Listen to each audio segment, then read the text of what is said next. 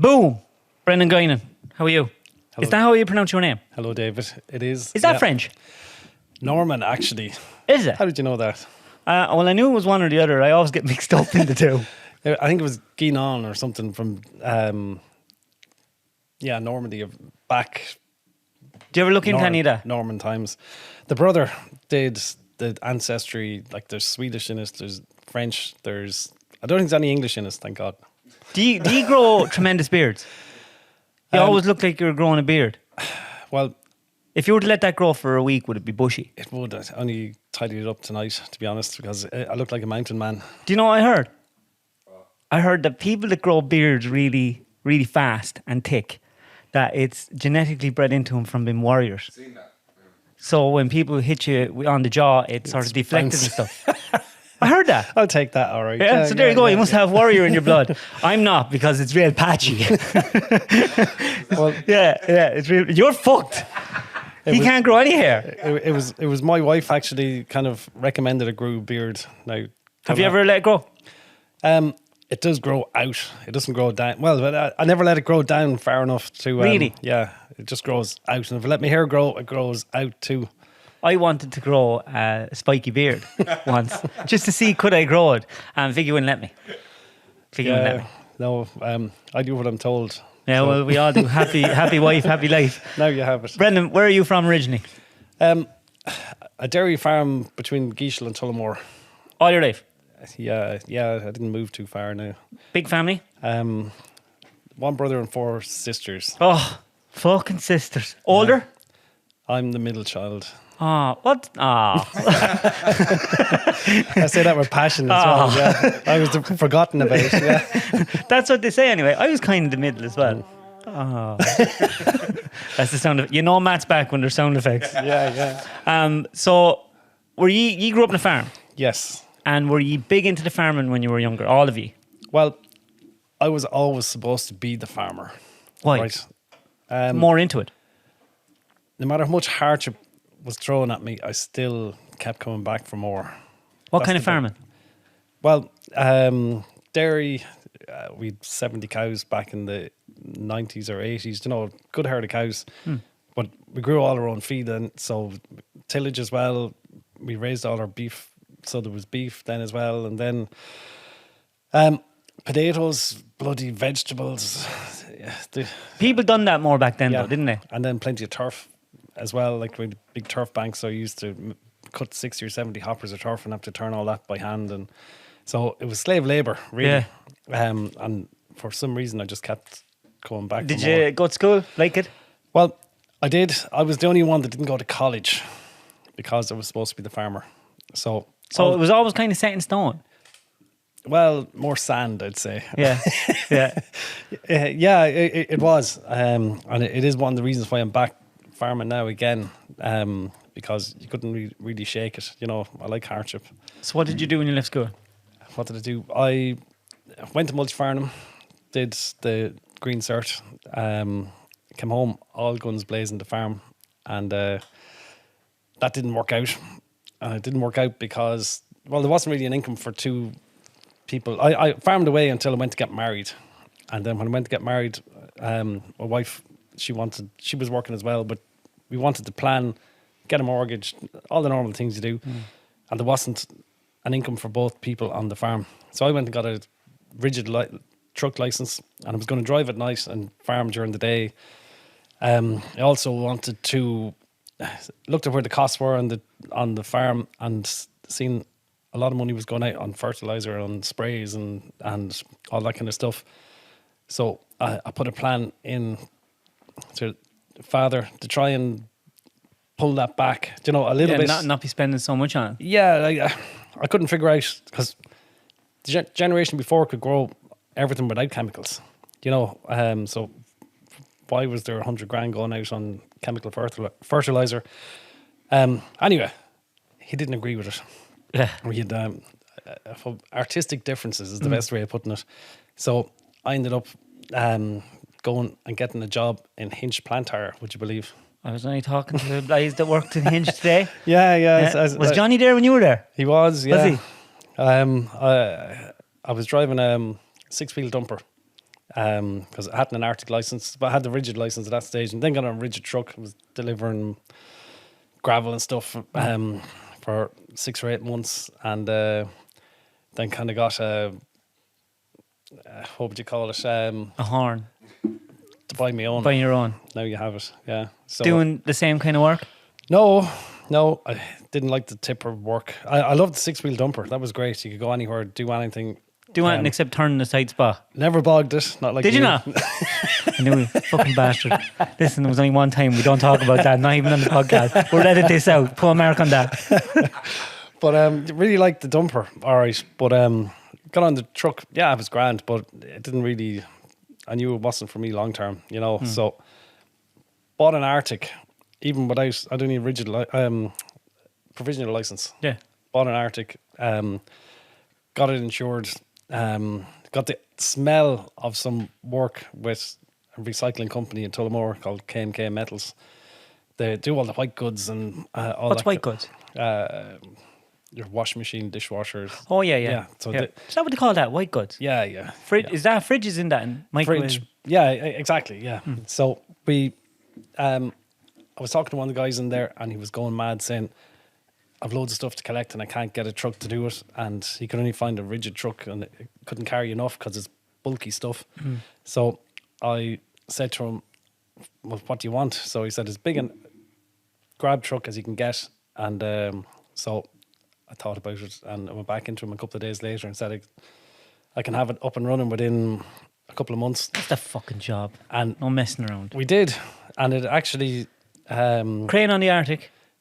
Crane on the Arctic, yeah, Palfinger, timber crane, basically, a Z-boom crane. But with the big scrap grab on it, yeah. Now there's loads of them around now, but back then there was none of them. There's only shitty rigids, really, you know. So got that up and running. They hired me. Some of the neighbours laughed at me. Half of them encouraged me, expecting me to be gone out of business in 3 months. Go on, get that finance, Brendan. Literally, yeah. Watch Brendan go, fuck lads. Then I was in the pub in Geishel one night, and a neighbour came over to me that had a couple of trucks, and he made this big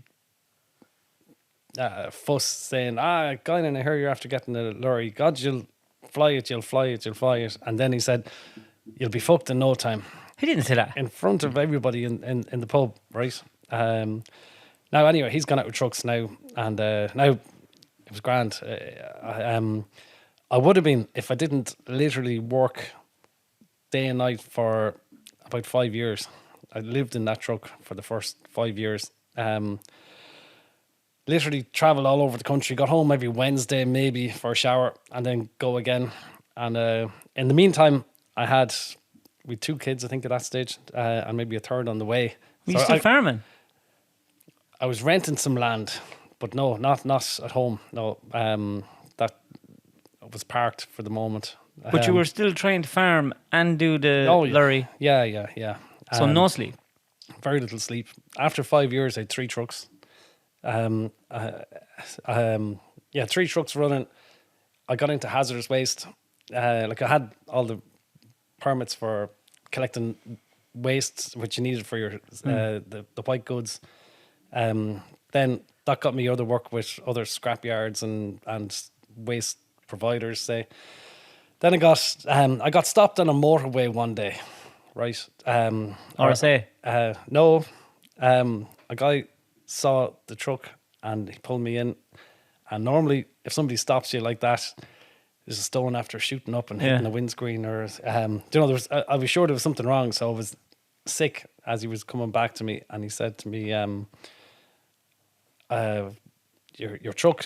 What do you do with it? What are you busy?" And it was a guy from Bordemona, and he asked me would I be interested in working for them.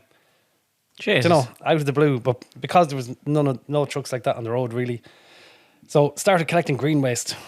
Then what's green waste?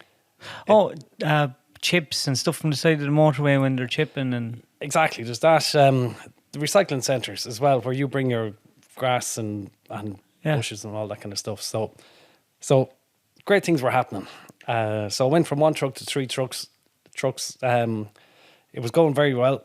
A couple of guys. I always thought if I had 3 trucks and a driver for each, and I was the backup, then I was on the pig's back. Could you ever be not the backup? Or like you had to be always driving, were you? Well, no, I did. I got 3 trucks and 3 people driving. And then I got another truck. Then I got another truck. And then I ended up with 12 trucks. Oh, fuck. By 2015, I think it was. All the way through the recession, of 08, 9, 10. A lot of the big hauliers went out of business and had to scale back because of whatever. I had all the permits. I was a DGSA, Dangerous Goods Safety Officer as well for hazardous waste. You were the officer. Yes. Did you ever walk in somewhere and go, respect my authority? Several times. Had you a badge? No, I didn't have a badge, unfortunately. Yeah. Imagine being an officer of any law and you can't have a badge. But I didn't have a plan either. I just kept buying trucks, and as work came up or as something shiny appeared in front of me, I grabbed it and just ran with it. And by the end of it, I was exporting hazardous waste all over Europe. Germany, France, Belgium, Holland, trucks were going out. I used to send 2 drivers on a Sunday night to Frankfurt. So they'd leave my yard at 6 o'clock Sunday evening, drive to Holyhead. One driver would drive to Holyhead. He'd sail across at 9 o'clock that night to England or to Wales, drive down as far as Birmingham, and that would be his hours done. He'd get into the bed, next guy would get out, and he'd drive from Birmingham down to... With white goods? No, this was Has Waste. Has Waste, sorry. Yeah. I'd moved on. I was still doing the white goods as well. What was the Has Waste? Hazardous waste was industrial hazardous waste from a lot of the... Was it chemicals? Multinationals, yeah. So a lot of sludges, chemicals, hospital waste, veterinary waste. Oh. Anything that needed... disposed of. Yeah, but it had to have, from start to finish, had to be classified, packed, labelled, transported. You weren't picking it up and put it down to the local river and opening the tank like. It nearly happened once or twice with lorries turn into drains and ditches and whatever else. But anyway, it didn't, thank God. Nothing ever spilled, lucky enough. But it was a worry all the time. I was insured for 13 million for environmental problems. Lucky enough that I never had to use it. And I never had to, the other thing was people or drivers, if anything happened to them, a spill or an injury, whatever, and touch wood, everybody got home all the time. But it was a stress all the time. But the trucks, the 2 drivers would go to Frankfurt. Trying to get loads home was hardship then as well. So I started buying loads and bringing them home myself. Machinery, cars, started clearing out warehouses. Did you fly over to get this work or knock around doors or ring people? By the time when I was at the height of it, now I was maybe 2 days every week in Europe, and flying out, going out with the trucks sometimes, organising a team of lads to tidy up, to clear out a warehouse and have everything ready that when the trucks come in, sometimes we could just load them up and send them back. And so it got into a merry-go-round now, but savage money in it, endless amount of work, a really good crack, but how would I put it? Like one of the big jobs we got, we were one of the first hauliers in Ireland to transport asbestos. And we got the largest asbestos dump job from Irish Cement down in Limerick. Back in the 70s, they had knocked down a cooling tower that was full of asbestos. And the EPA approved... The cooling tower was full of asbestos? Yes, it was built with and insulated with asbestos. It's the way it was done when it was built in whatever, the 30s or 40s. Sure, it was great stuff back then. It was the best stuff since sliced pan. Wonder stuff, yeah. So that was all buried in a dugout quarry on the site. Now, and you seal it over. It doesn't leach. It doesn't smell. The only thing you have to worry about is the spores. Don't know if it gets into the air. So if you seal it properly and nobody touches it, it's safe as a house. And that was back in the 70s.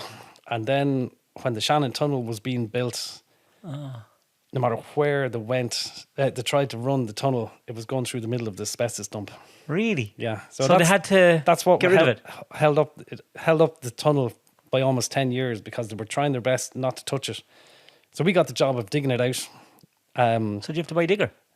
Well, no, I hired in guys. I worked with another company that kind of gave me a hand. I wasn't that mad. Well, I would have drove it if I had to, but Badly. 3 months, 3 months digging out. It about 7,000 tons of. That's a lot of asbestos. Yeah, well, see, it wasn't that it was all asbestos. Just but it was ground filling everything. exactly, But all had to go. It all had to go. Be packed into ton bags, double packed, labelled. Where did that go? It went to a mine shaft in Germany. Just dump it in. Dump it in, yeah. A deep mine shaft. And it went down about a kilometre deep into an old coal deep shaft mine. So we had we chartered a ship then from. You did? Well, the whole organisation. Yeah, I would have been in the middle of it. Yeah. We came into Limerick port. We loaded. We 2 days to load all the bags from Irish Cement. We couldn't leave them on the port either. Yeah. You have to just get it done. It's real quick. Well, it has waste, and they weren't licensed to leave it on the port, so they had to unload it directly out of each truck onto the ship. So you couldn't stockpile it there. But we had only 2 days to load the ship, transport all the stuff down, and load it in one go. So that was pressure, but it worked anyway. And but I think it took me a week to recover from it. You know. Was it like it seemed like everything was going really well financially, but was it just the stress of it? Well, what kind of hit me, not all of a sudden, but talking to Cliona, my wife, she was getting a bit peed off that I was never around. And I was never around. When I was around, I was stressed out. I was on the phone. The phone never stopped ringing. Like I had trucks running 20 hours a day. I had got a call one night at about 3 a.m, and it was a truck stuck under a bridge in Frankfurt, a curtain cider.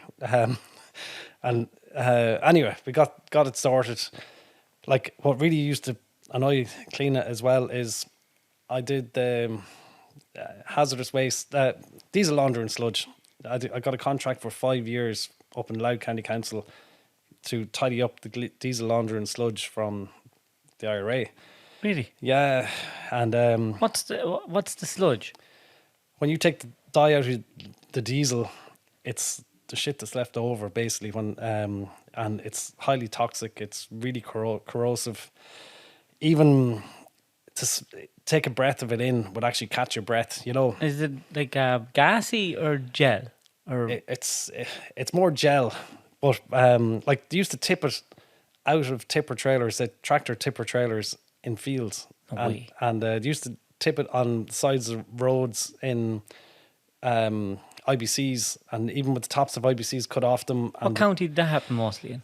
all Louth. No, ban the country. Dundalk, Said it. El Paso, definitely. Yeah, but we were up the Cooley Mountains. We would have been out in Sheila and Cross McGlen, like all the hot spots, and that was actually probably the last straw for my wife, because every weekend I had to be there within 2 hours of getting a phone call. Yourself. Well, truck had to be up there, and I'd always have somebody on call at the weekends. But sometimes you go up there and it would be an absolute mess. Or they'd want 2 or 3 trucks because it has to be cleared really reasonably quick, and there could be a lot in it. I often went up there on a Monday and I could get out there on a Thursday as well. Like you just so much. Like again, each ton of that sludge from the time we pick it up to the time it was delivered to Germany. That had to go to Germany as well. Most things went to Germany or Holland. Yeah, $8,000 a ton. That's $8,000 a ton. $8,000 a ton. We're not in the timber. I'm telling you, mental stuff, and it's still going on now. Now, it's not as busy, but I had 2 trucks on that nearly full time back in 06, 7, 8, no problem. And again, I was at EGSA, so even with the trucks up there, I usually had to go up and sign off and stuff if it was clean, to make sure it was cleaned up properly, and it all had to be repacked from the old IBCs into brand new ones that were certified for traveling, and then load them into containers and get rid of them. So, The wife said to you, Brendan, well, I'm sick of this. there was that, definitely. But also, I had could have had 4 kids at that stage. It's all a blur now, to be honest. But I don't remember them being kids, being babies. I was never there. And Cleena had to put up with all that. And she's a tough woman, but everyone has their limits, you know. So anyway, I knew it myself. I was in a spin all the time. Like, and what made it even funnier was a lot of the neighbours thought, geez, this lad's doing all right. He must be, how to put it, it must be easy. Do you know, like, sure, trucks driving in and out day and night. Yeah, everyone only sees the flash. They never see the work that goes on in the background. Yeah. And then in the middle of it, the brand new truck, first brand new truck I bought, which would have been in 08, the one Shane drove, actually, 120 odd thousand. I was driving that at night. I had 2 drivers on it, so a guy driving it during the day and I was driving it at night. But then I wasn't getting sleep during the day. You know, the phone was ringing no matter what, and fatigue. I was coming out of, I got it in August, and the following February, I was coming out of Dublin about 4 a.m. It was snowing. It was I was trying to make it to Tullamore for 6. If I got to Tullamore, I would have been perfect. I could have slept for a couple of hours and then went on again. I got to Rochford Bridge, coming down from Dublin, the Rochford Bridge turn off, and if you know that road at all, it kind of gradually to the dry. right. Yeah, the slip road is there, and the road kind of gently turns to the right, and I had the truck on cruise control, and I fell fast asleep. Boy. Eyes were open. I was looking at what I was doing, but it just wasn't registering, right?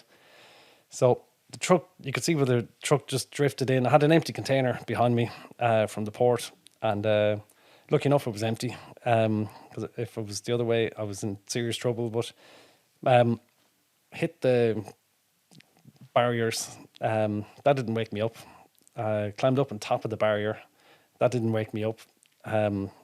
Burst all the tires on the left-hand side. Do you know, it all driving over the barriers, still going. Hit a lamppost, one of the big metal lampposts. Split the cab in 2, stayed going. Don't tell me you're still asleep at this stage. It was on cruise control. I didn't actually react at all, right? And what actually stopped the truck was I got buried. It was February. I got buried in the grass margin, or the grass buried in sludge. And the truck cut out.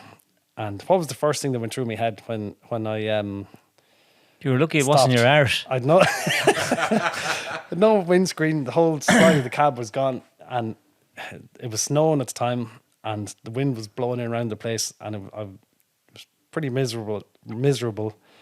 And the first thing that came into my head was, now we can sleep.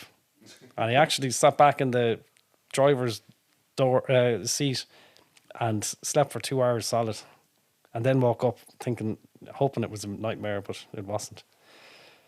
So that kind of... I think that sounds like you were more psychologically tired than... like, that's bad. Yeah, it is. That must have been some fright, like, afterwards, like, thinking, God. Well, I got out and had a look at it in daylight, and... Was there not loads of people there just going, what the fuck, like?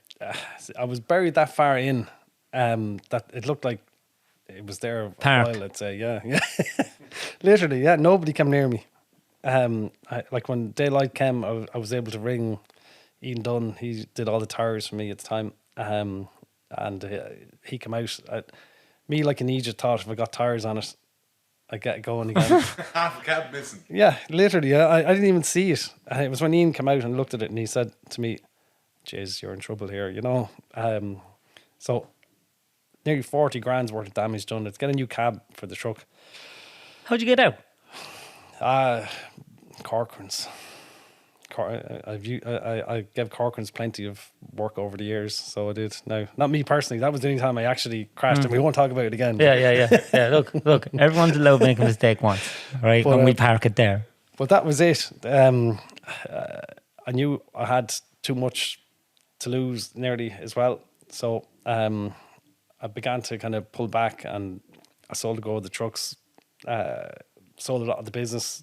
You just said to yourself, "That's it. I'm getting out of it." Well, not directly after that. It took another couple of years of battering around, but it was kind of 2016 when I had when I'd given myself enough abuse. It was just gone 40. I couldn't run from me to you. I wasn't fat, but I wasn't fit at all. I couldn't eating at the wrong times, not getting enough sleep, being on edge all the time.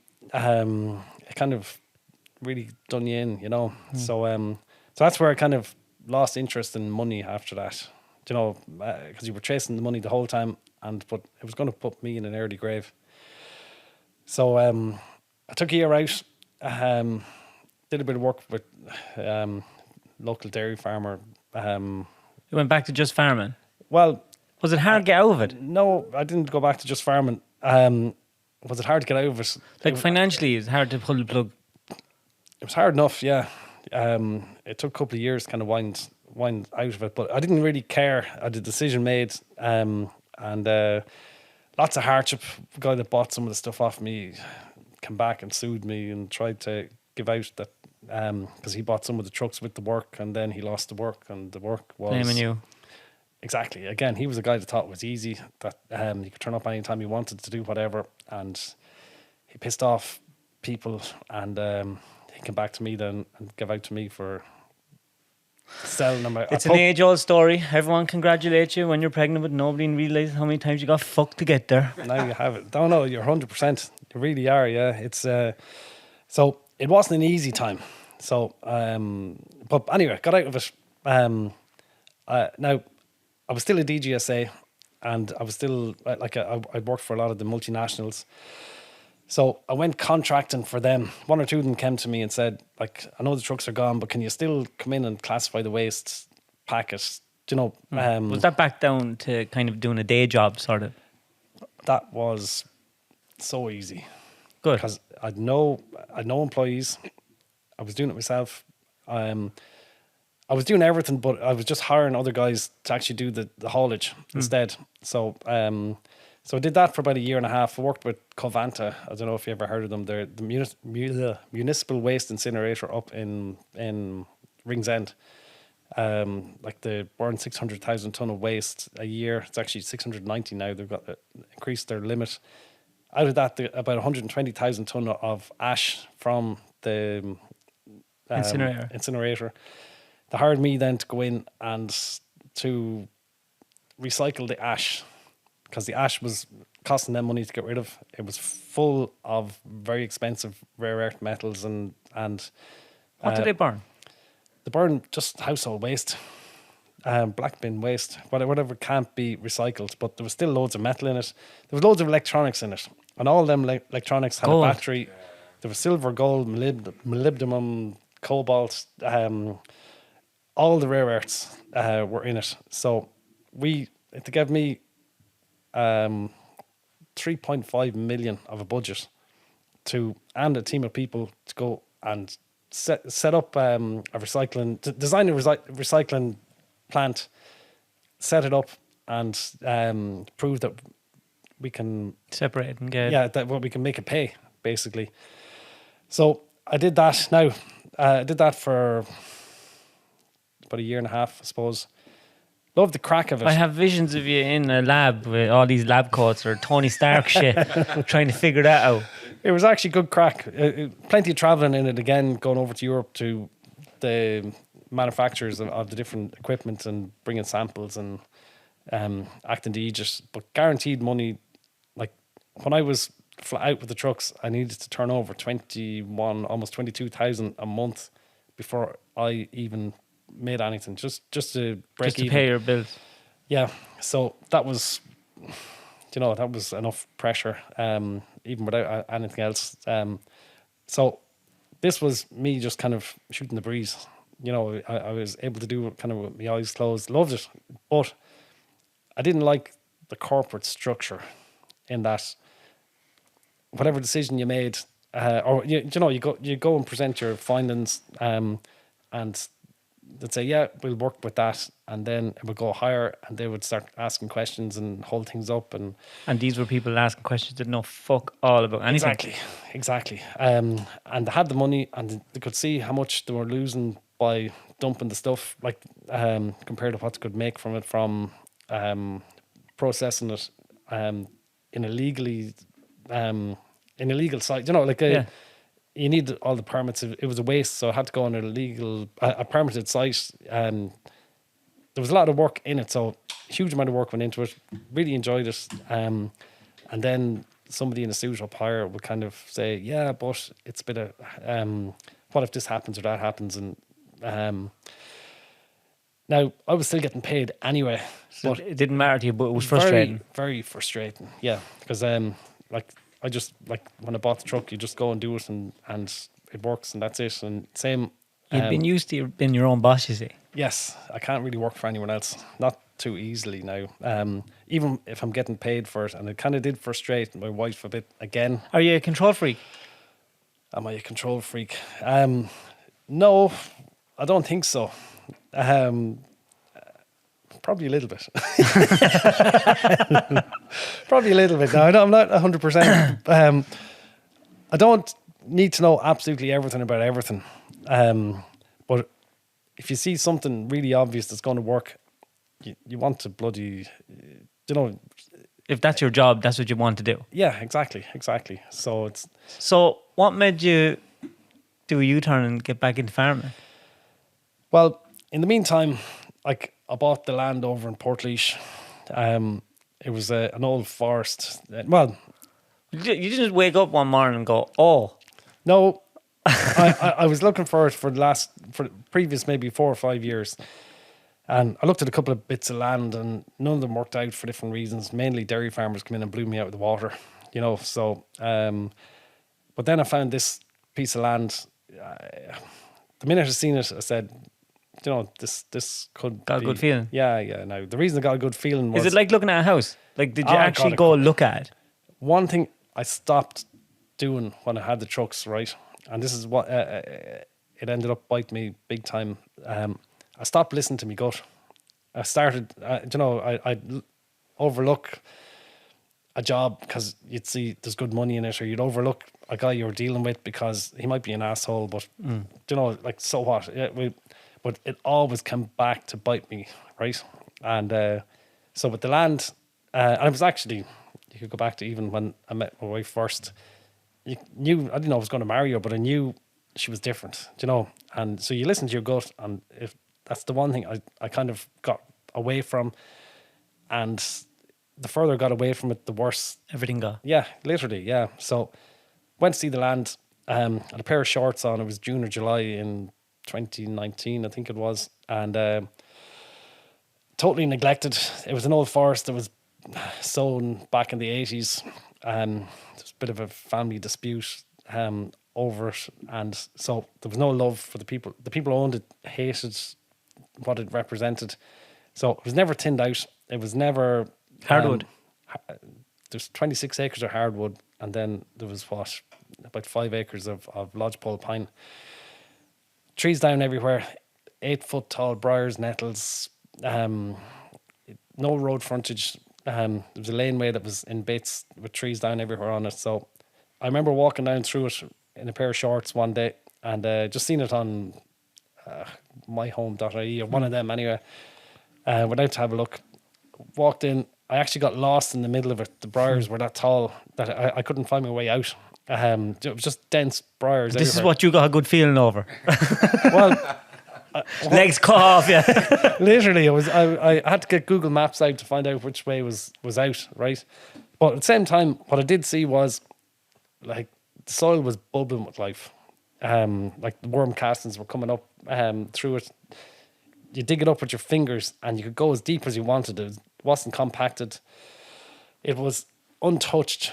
So that's what I saw. Like, there was a serious base there to work from, because I wanted a farm chemical free. You know, that comes from my grandmother. Like I was kind of raised by grandmother. She was one of the founding members of the Irish Country Markets, and she was left a farm when in the 1930s. She was a single lady in her 20s, and she was left 150 acres by her aunt in the 1930s, which was a scandal at the time. And she farmed it herself. She did.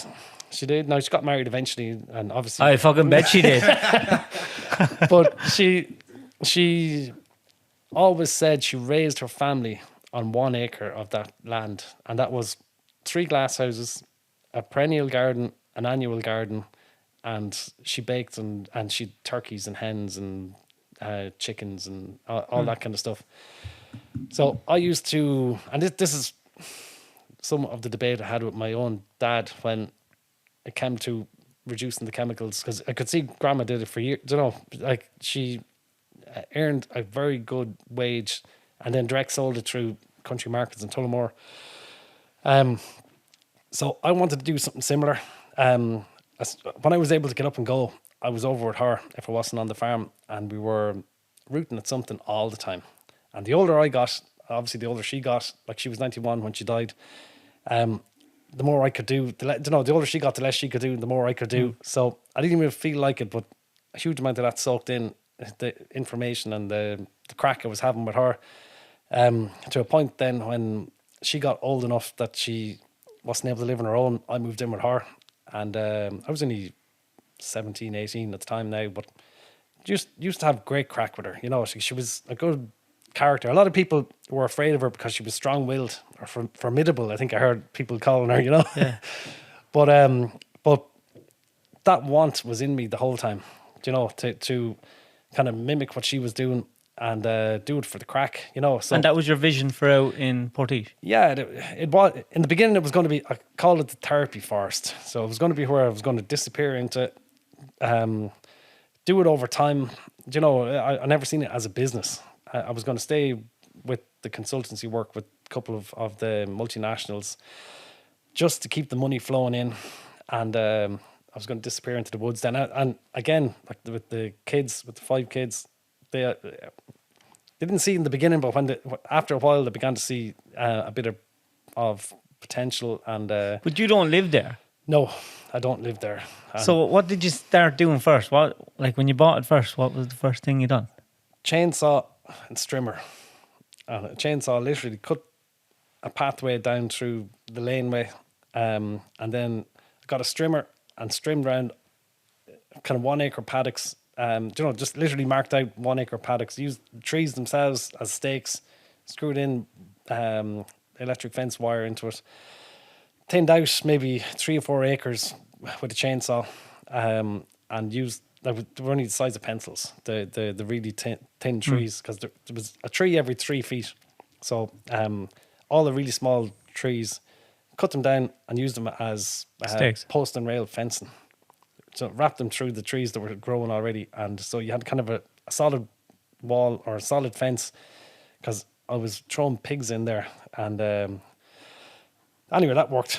And a huge amount of work, like 2020, when the COVID craziness hit, I had 1 solid year where I had wages coming in anyway from the government. God bless the government. And so I actually got a huge amount of work done, and loads of the neighbours came down. Kids were off.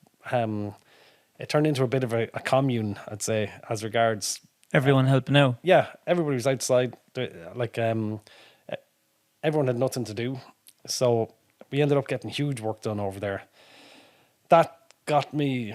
I got 20 pigs in there then, 18 cattle, 200 rescue hens. Now, What the fuck's a rescue hen? well, a free hen is the short answer. When I went to get advice from, say, the mainstream agricultural, like Teagasc and places like that, they all said, what you're at is crazy. I talked to my father and he laughed at me on the phone. He said, yeah, it's not going to work. You're like you never get grass to grow in a forest. And Had you a vision to make money on this at this stage? not to make money. It was still me. It was a pastime first. Hobby. Well, Therapy. it was a passion, probably, to see could it implement what grandmother had done. Okay. Right. And also now, and without going too deep into it, it was kind of prove to the father that This can be done. this can be done because of it. You know, that would have been probably the main motivation. You know, that you don't need now. Not like I talked to my dad the whole way through, but about the weather and about sport and stuff. We never talked about farm. He never talked about business. You know, so but we kept the lines of communications open the whole time, which I felt was important, but simple stuff. You know, but at the same time, that's really kind of one of the things I wanted to see. Could I actually implement what was in my head?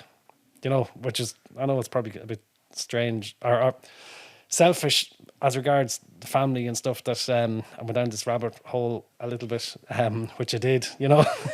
I was disappeared over there the whole time. Now, the difference was I was bringing the kids with me, and it was something to talk about, and we were Having fun. Yeah, exactly. Acting the aegis with one another. And just so happens we were doing work too.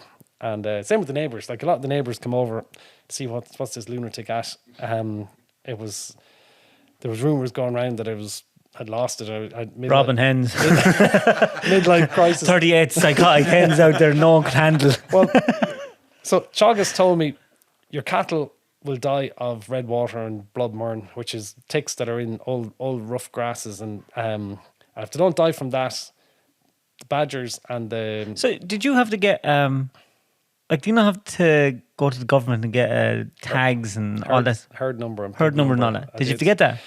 I did, yeah. And I did. And it was tough to get them, but I convinced them eventually to give it to me.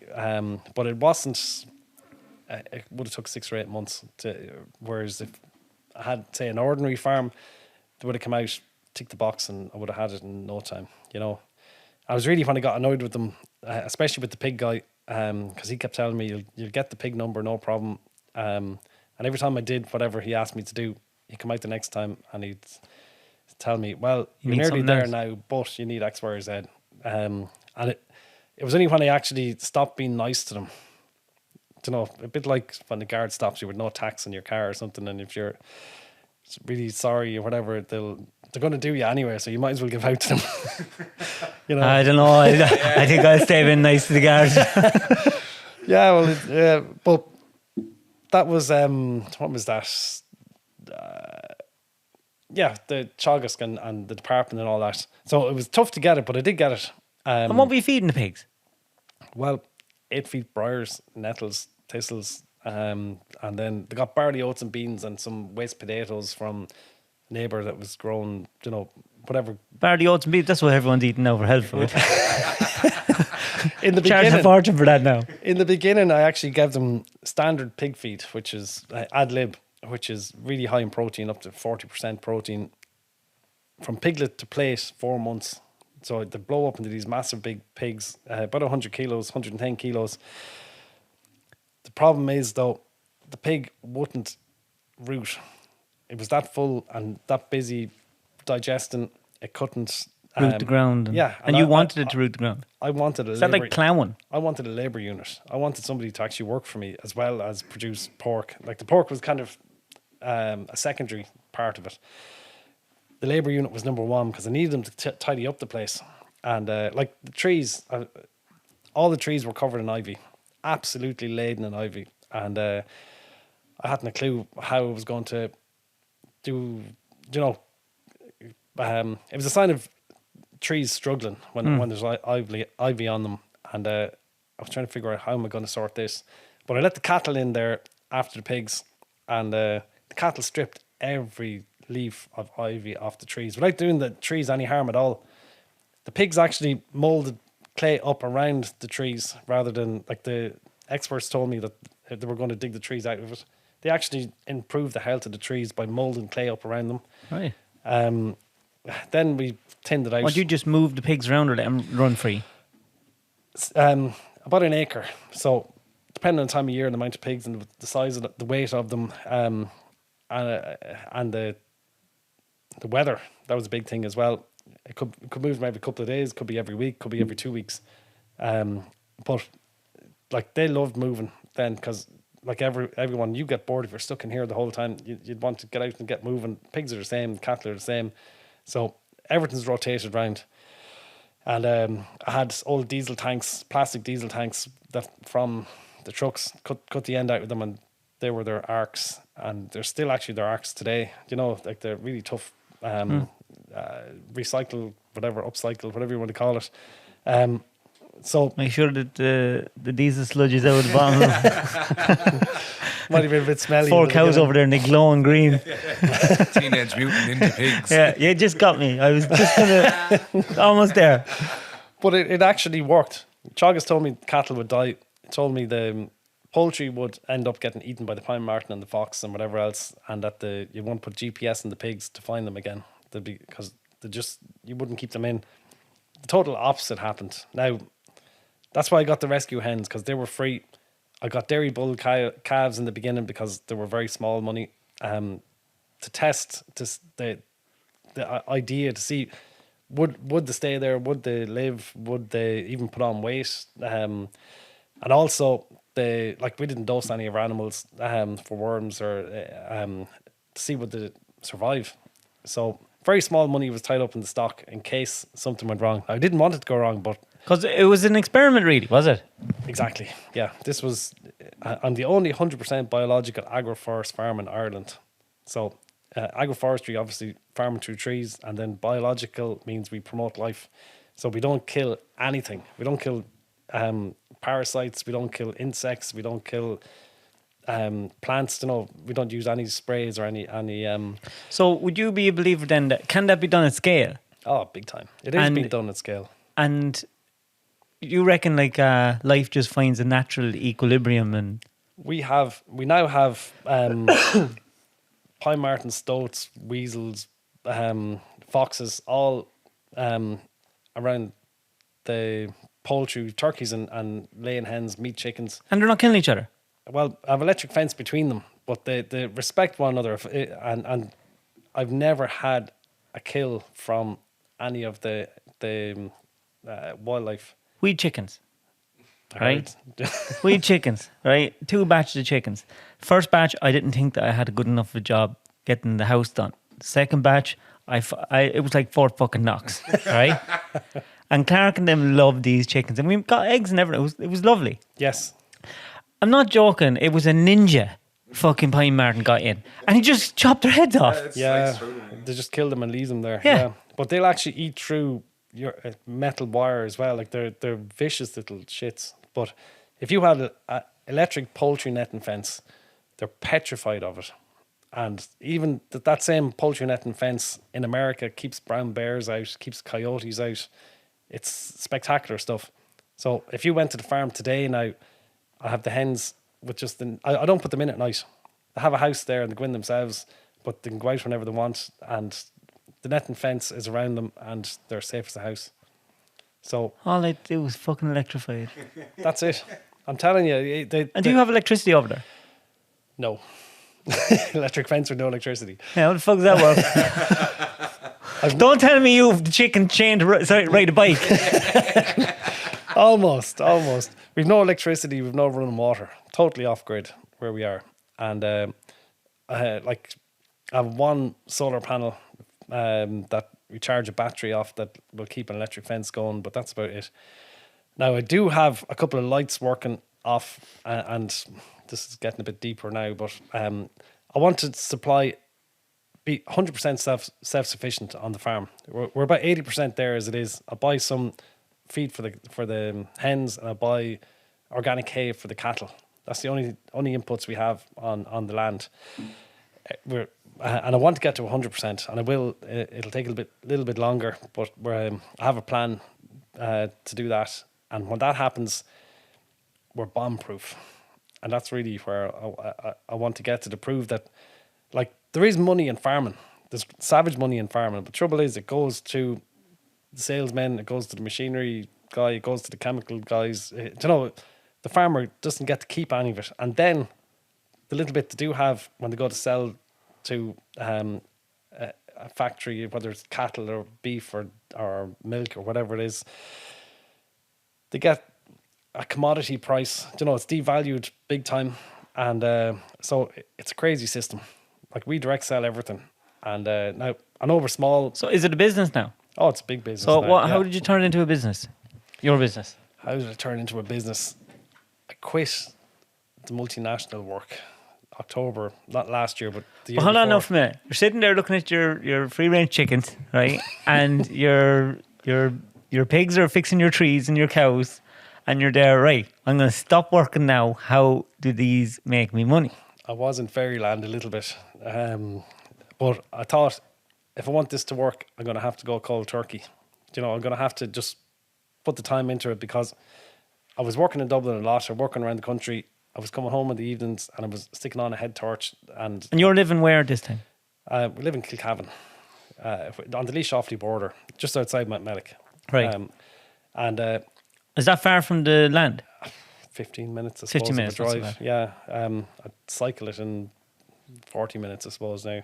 I'd say you'd love to build a house on it, would you? That was a proposal to Cleena, but in the mean, we had already built a house. What was the forever house? It's like it's her ideal house, and we're 18 years in it now, and she said she's going to be carried out feet first out of that. Oh, fair So- play to her. so- My woman would be the very same. She knows looking at you, you live in a fucking shack. Yeah, I know. Well, I'd love to build over there.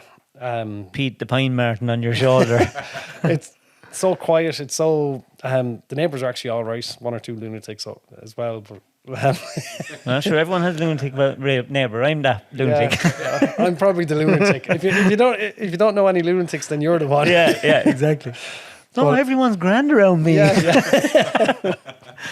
Yeah, then you look in the mirror. Yeah.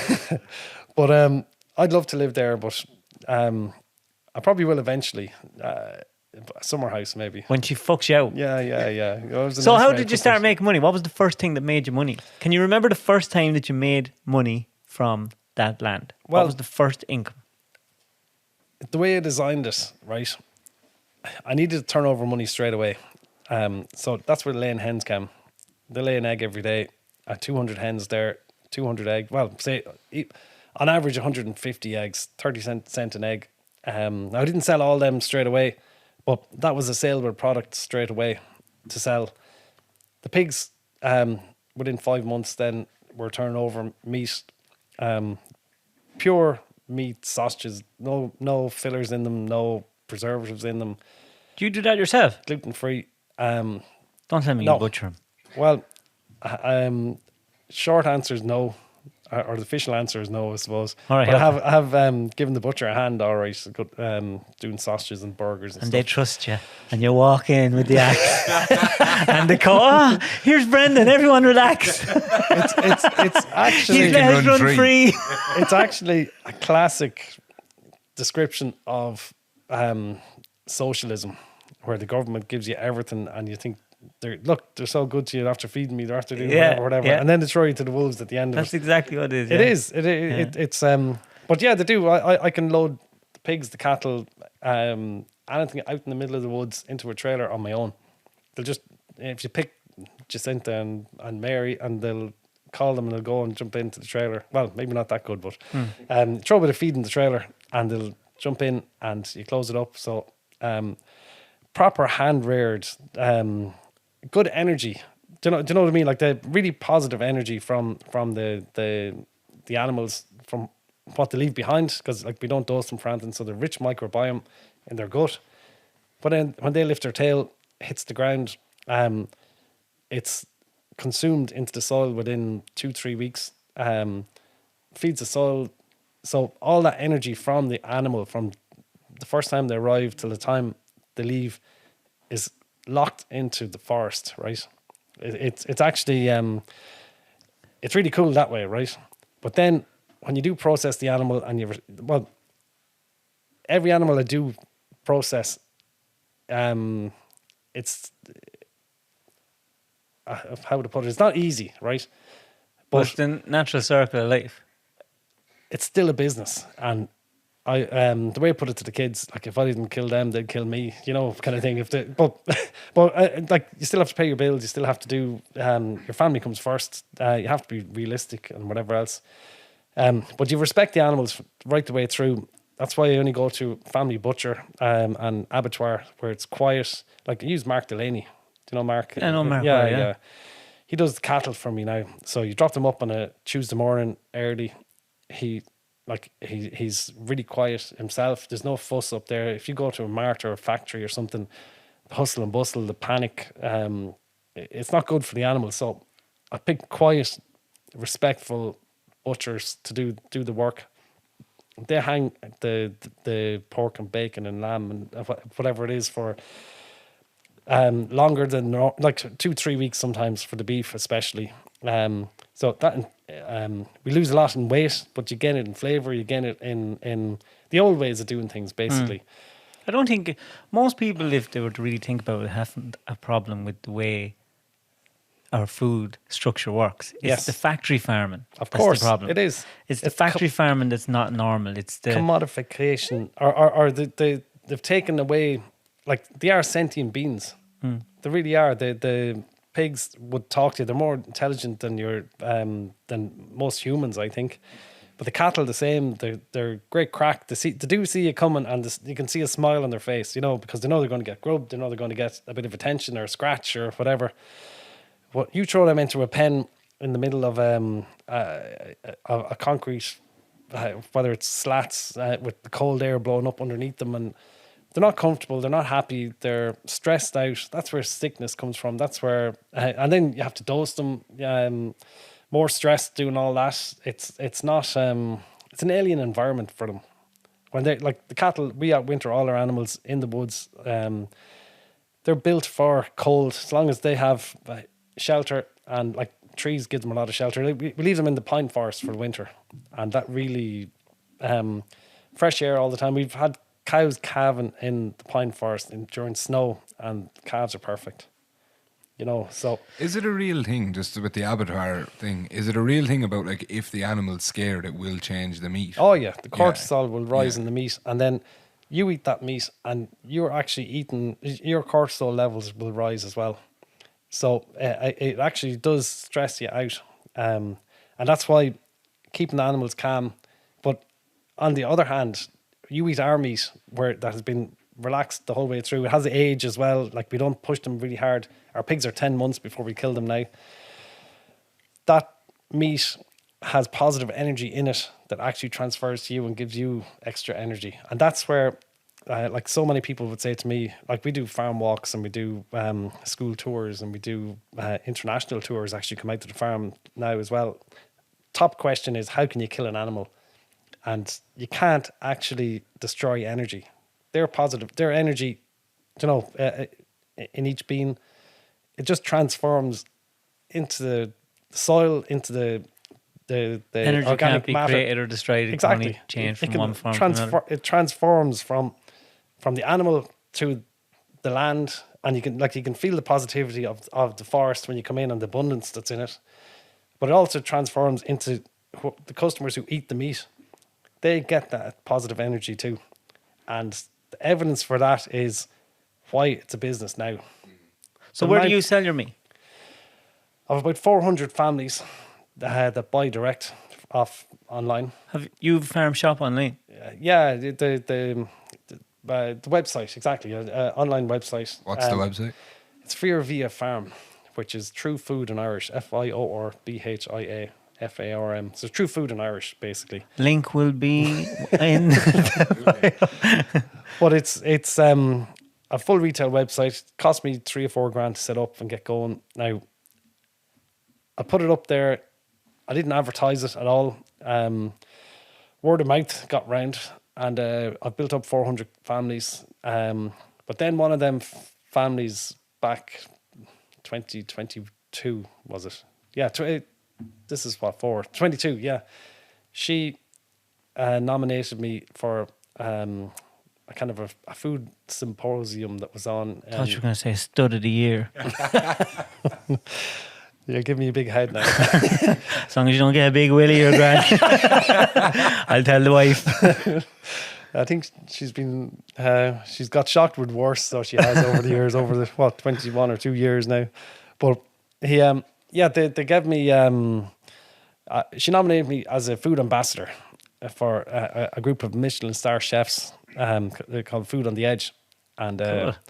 I didn't know anything about it until I got an email from them saying you're on a short list, are you interested? And I said, well, go on, what's that? So anyway, I was achieved whatever. I was invited up to do a 15 or 20 minute presentation in Airfield Gardens or Airfield Estate in What did you have to do? well, go in and address bloody high-end chefs and just tell them what I was doing and how I was doing it. Now, I knew no chefs, and I knew what a Michelin star, but that it was very pompous and whatever else, and I wasn't really into that kind of thing at all. I was more into feeding ordinary people or this families. Yeah. So anyway, I went up, I had a chat, did the 15-minute presentation. Now I have I'm supplying Ashford Castle out of that. Awesome. I'm supplying Ballymaloo Cookery School. Boom. Bramley and Abbey Leaks. Do you know Sam actually came out to my farm last April. Yeah.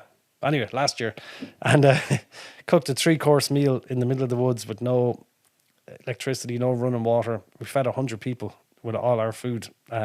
Cooking on a fire pit I built myself on the firewood from our own. That's cool. Of the forest.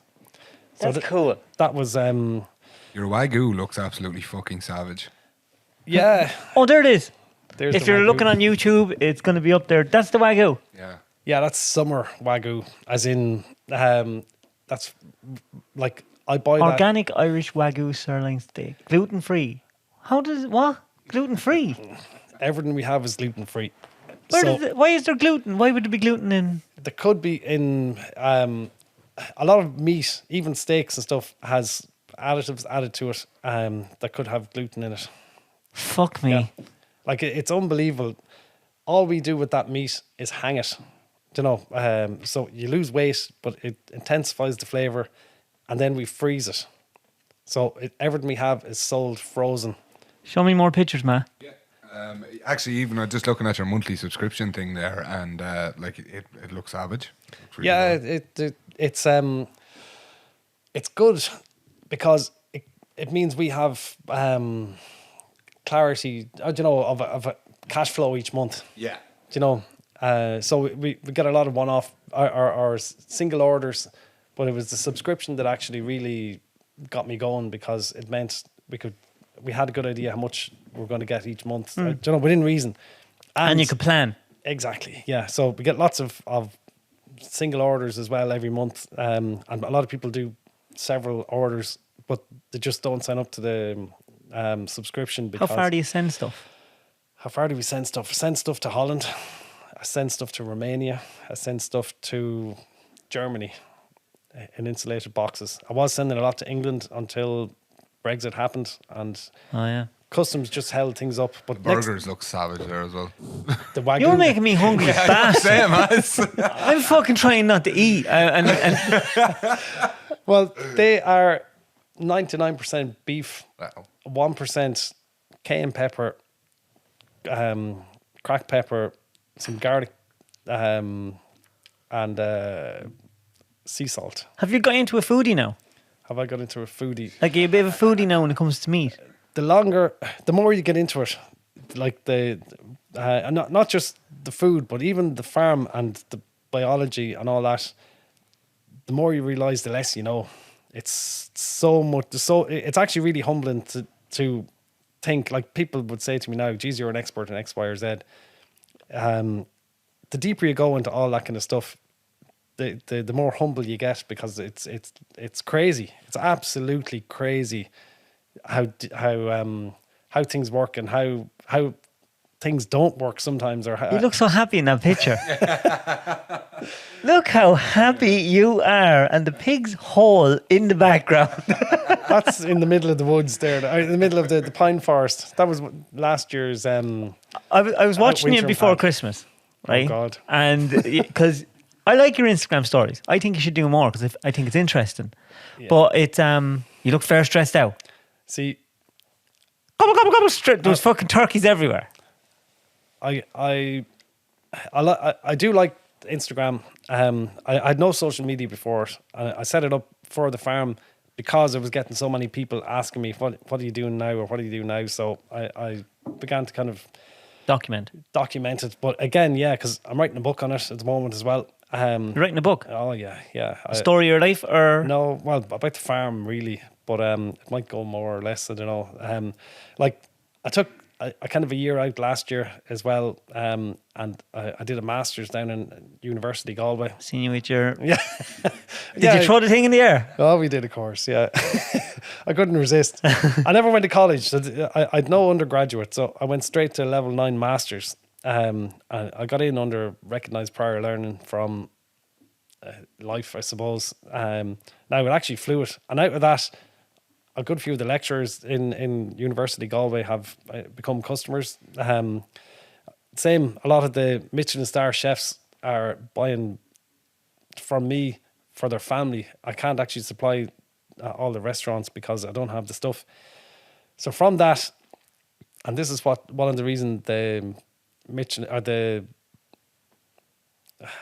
whatever you call it, the masters, the dissertation for the masters was setting up a framework for actually joining regenerative farmers together under the one group, basically. So separate from the Illuminati or the IFA, it'd be a separate thing. So yeah. instead of the IFA, it'd be a. Well, it would complement. It would be the cream. Are you in the IFA? Am I in the IFA? I am a member, yeah. But they were useless to me as well. Absolutely gave me no guidance whatsoever. In fact, so you didn't fit the narrative. no. And if you go outside the narrative with these people and work in these places, they're just, Yes. what are you doing here? This seems like an awful lot of work. Oh no. Go do something else here. Don't be bothering me. See, with Teagasc, you have your farm advisor and your forestry advisor. There's nowhere in the middle. I'm in the middle. I'm actually like the agro-forestry. We're mixing the two together. Forestry and farming in Teagasc don't talk. They don't get on at all. They're pitched against one another. Now Teagasc actually have hired me as a consultant in agroforestry. Did they pay you? They Don't be coy. I wouldn't do anything for nothing. I'll put it that way. That's good. That's good. They brought me to a couple of conferences as well. Then now, but again, the people lower down that I'm kind of working with are delighted with what I'm doing, and the only reason they're hiring me though is because there's a want there from people on the ground, from farmers on the ground, to implement this kind of stuff. When I actually needed the leadership back in 2018, 2019, I'm telling you, they laughed at me. So now you're creating the leadership. Now they're coming to me because there's no, they don't have the knowledge themselves, and they've been caught with the trousers down. So how many acres again are you doing all this from? It's about 30 altogether. 30 acres. Yeah. So just say I gave you 200 acres, okay? And you could start from scratch, and you want to do what you're doing now. Obviously, you're going to need how many years to get it up and running? On average, it takes 7 years from, like, say, with me with trees, if I hadn't the trees there, I couldn't be doing what I'm doing now. The trees that are 35, 40 years old, it means I can get much bigger animals in there. If I was starting with a greenfield Elephants. site, 4 giraffes, 2 elephants, bring them down. Few rescue elephants there. I tackle it all right, yeah. But like, you know, when you plant a tree, it's going to take a bit of time. It is. So it will be a totally different system if I was starting to plant trees or for shelter and ecosystems. But you would still make very good money very quickly. Way better than any what you call conventional system out there. it's mind blowing when you look at it. So it would work at scale, and everyone is spending way more than they should on fertilizer and all that sort of stuff. Shouldn't be spending any money on fertilizer. There's 78% nitrogen in the air. All you need to do is capture that and turn it into a plant available form, and you do that with living roots. So it's unbelievable. So why is the system? Is it just money? Is it all wrapped up in money? It's always money. It's always money. Full stop. Because when you say, just giving you a very small idea of where we are now, we've lovely grass growing underneath our trees because we balance the fungal to bacteria ratio in the soil. Like forestry, the older it gets, the more fungal base, and it feeds the soil with a lot of fungus. So it's more fungal based. Grass needs to grow in a bacteria based soil. So that's why you never see lush green grass growing under trees, because it's too fungal based.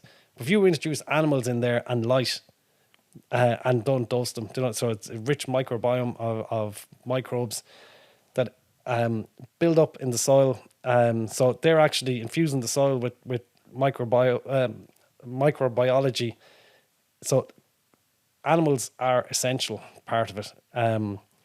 And poaching as well, for getting rid of the woody weeds and whatever else, the briars and all that kind of stuff. You do all that and let light down onto the soil, and you'll wake the latent seed bank that's in the soil already of seeds that are just waiting to grow if they get the right conditions. And you create the right conditions and you'll have abundance. So you don't need to reseed, you don't need to spray anything. I have no docks, I've no nettles, I've no thistles, I've no briars in the areas we have developed so far. Rich green grass growing underneath. I've grasses there already. It's only 2-3 years old, and they're about 4 foot deep in roots, right? So, which is unbelievable. And I've been on farms that are 20 years in the system, and the roots of the grass go down 30 feet. Wow. So from that, then you've no compaction.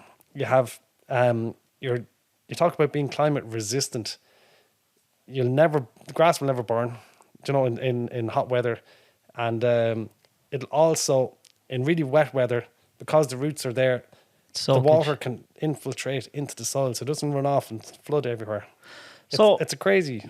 Why don't more people? Because you always hear that there's no room for the small farmer anymore. That people with 50 acres. Back years ago, if you had 50 acres, you'd a fucking decent farm. You could raise a family. You could raise a family. You'd have all your potatoes, and you could have cattle. You could have sheep. Now, 50 acres, 30 acres, you might as well not have it.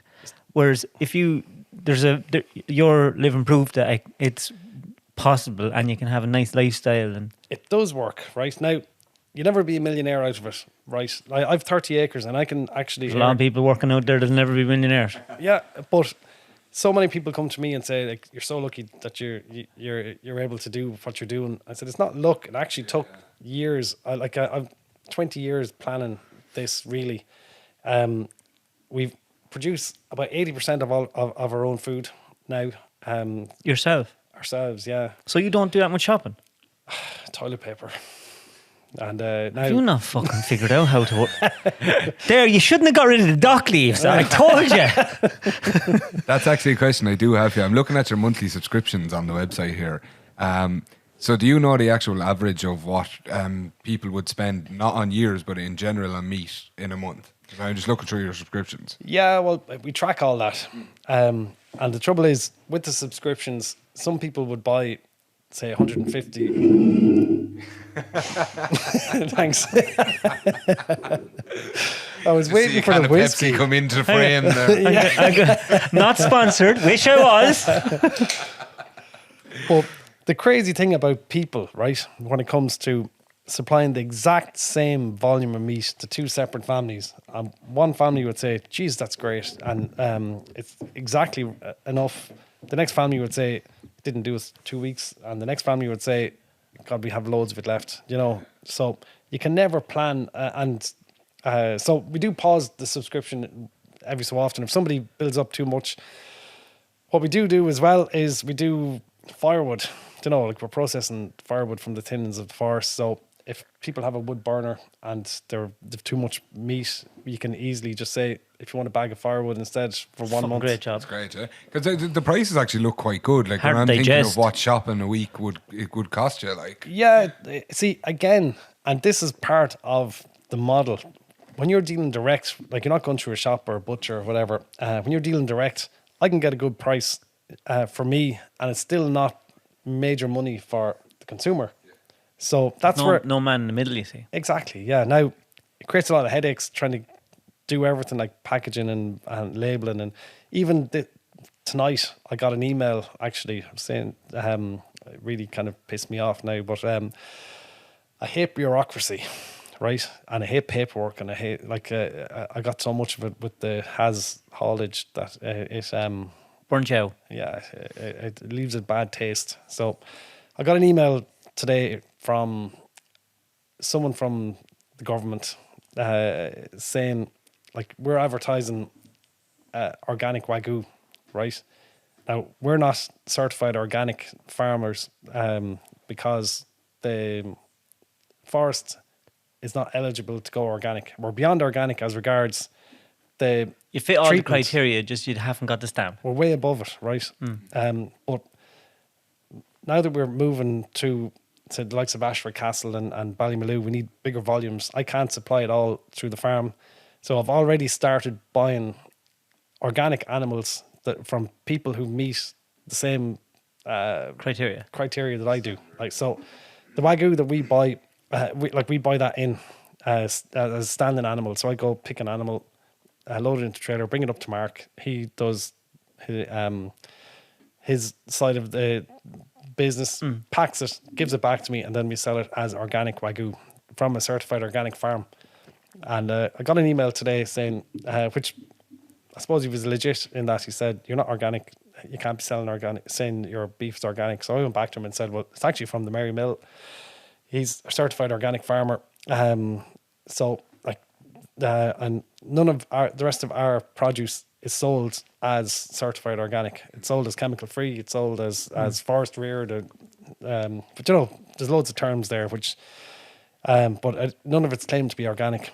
And he came back to me and said, no, you can't do that. Cease and desist, or you'll get a fine, or you can end up in so many years in prison. And I don't know, this crazy threatening email that came in this evening, and like just an hour before I come up here, and it put me in bad humor, you know, because we're not claiming, and it's like, it is organic, and it's like, to do organic Wagyu is very, very difficult as well, because Wagyu, you need the marbling, and you can see there's a nice bit of marbling in a lot of that. To achieve that without using any meal, you know, without any concentrates, is tough. I was actually really surprised at that when I seen the photos. Yeah. And So how do you do it? Well, and they're only fed hay as well, no silage in winter, because the hay, if it's sweet, dry, well preserved hay, that sweetness actually comes through in the meat, almost like a good wine. So if you feed silage, now not giving out about anyone who feeds silage, and it keeps the cattle going as well, but that sourness from the fermentation of the silage actually comes through in the meat too. So especially when you don't put any preservatives on it, and you don't say the burgers, you don't add any fillers to it, you don't inject any water to it. Like, so much of your food you eat is actually water, especially chicken. 25% of it is injected with water. Ham, a lot of the bacon is all injected with water. To cheapen the meat. Who does that? Everybody does it. You look at the back of any pack of ham, and it's about 60-70% meat, and the rest is water. And So that's not from the animal. That's actually just injected in afterwards. to have these machines with loads of different, you could have maybe 30 or 40 needles on it. The meat goes in, the needles go down, and they shoot in high pressure water into it. It goes in at maybe 1 kilo. And everyone knows this. Yeah, of course. This is common knowledge. It goes in at 1 kilo and comes out at 1.5, maybe 2 kilos. The bastards. And like clumps it up, makes it Yeah. look real fucking meat. Breasted chicken, whole chicken, they all are done with little fine needles. And imagine, that's the scumbag that's texting you or emailing you, telling you to cease and desist. Yeah, when it is actually organic and there's a paper trail, and I explained all that to him, but because we're selling it on our website. Sure, Tesco's don't have any or any multiple doesn't have doesn't farm any organic stuff, but still they're allowed to sell their. But sure, just ignore him. You know. Well, I like a good fight too, so I'll. I had three nasty emails from people last year. No, yeah, 3 of all the orders I sent out. I got 2 emails. 2 emails of people getting really annoyed over a penis on the invoice. Hello, Mark. Yeah, Mark. And then there was another guy messaged me. It was just one email. Like, I'm sending out a lot of orders, right? And I just get one email back from this guy. I won't say his name, Sean. And it just goes, I'm never buying off you again. Excellent. I was there. Okay, I was there. Well, I'm very sorry to hear that. Did we do something wrong? No need. Very unprofessional. And then just a picture of the dick. And I messaged back, well, I'm not a professional. There you go. Yeah. Like, I says, do you want a refund? I says, if you want to send it back, I'll give you a refund and I'll pay for the postage. There's no bother. I says, I've got upset over doodles before, but I put on my big boy pants and I got over it. And he just messaged back, forget about it. yeah, you shame them. Really. Yeah. But the thing is, the majority of the bureaucrats that would be giving me hardship, they actually haven't a clue themselves. So if you get them into a one-to-one chat, you can wipe the floor with them. Do you know, like they really haven't a clue what they're doing. They're reading some legislation. Like, who grows up wanting to be a bureaucrat? Like, when you don't dream of that being your dream job when you're a chap. No, you fall into it. Forced into it, you fall into it, you get stuck into it, you get frustrated, and then the more frustrated you get, the more you take that out on your clients. Mickey and Brussels sprouts are very similar. If you're forced them when you're young, you'll hate it when you're older. And it was your uncle who tried to give you both. We do not condone any of that stuff on this program. But where do you see it going in the future? Would you like to have a shop out there, premises there, or would you rather the online stuff, or a shop in town or something like that? Well, where it's going at the moment is consultancy. The amount of people, landowners, who are coming to me saying, can you create that for me? Right? And that's a lot of that is families that maybe was left land, hadn't a clue, you know, they've been disconnected from and no interest in farming conventionally. So a local dairy farmer, beef farmer took it over and rented it out. And I've several families who have come to me now, even without me advertising, and said, can you do that for us? So I'm actually doing that for a couple of families now at the moment. I have 2 or 3 very high profile people who have asked me to do the same for them. Go on, tell me. Multi-millionaires. Michael Jackson. Clarkson's Farm season 3. There you go. Yeah. It's opened up savage contacts for me. It really, really has. Now, I'm starting with a woman down in Wexford next Monday who was left 28 acres of land. She just rented it out to her father's neighbour or friend or whatever for the last number of years. And so many people have done that. Yeah. And don't know what to do with small pieces of land themselves, and they just niggling away at her that she's not happy with what's happening. And she actually contacted me before Christmas, right in the middle of the turkeys, and I kind of said to her, can I chat to you in the new year? I need, you need time, whatever. So she is delighted, and she's really excited. I give her a plan, and again, I explained to everybody, it's going to take about 7 years to get this up and running, where you get a good income back from it. But you get an income back straight away, or you get some money back straight away, but each year it'll build. And but you'll grow into it too. It takes you 6 or 7 years to get your head around what you're doing, how you're doing it, and making.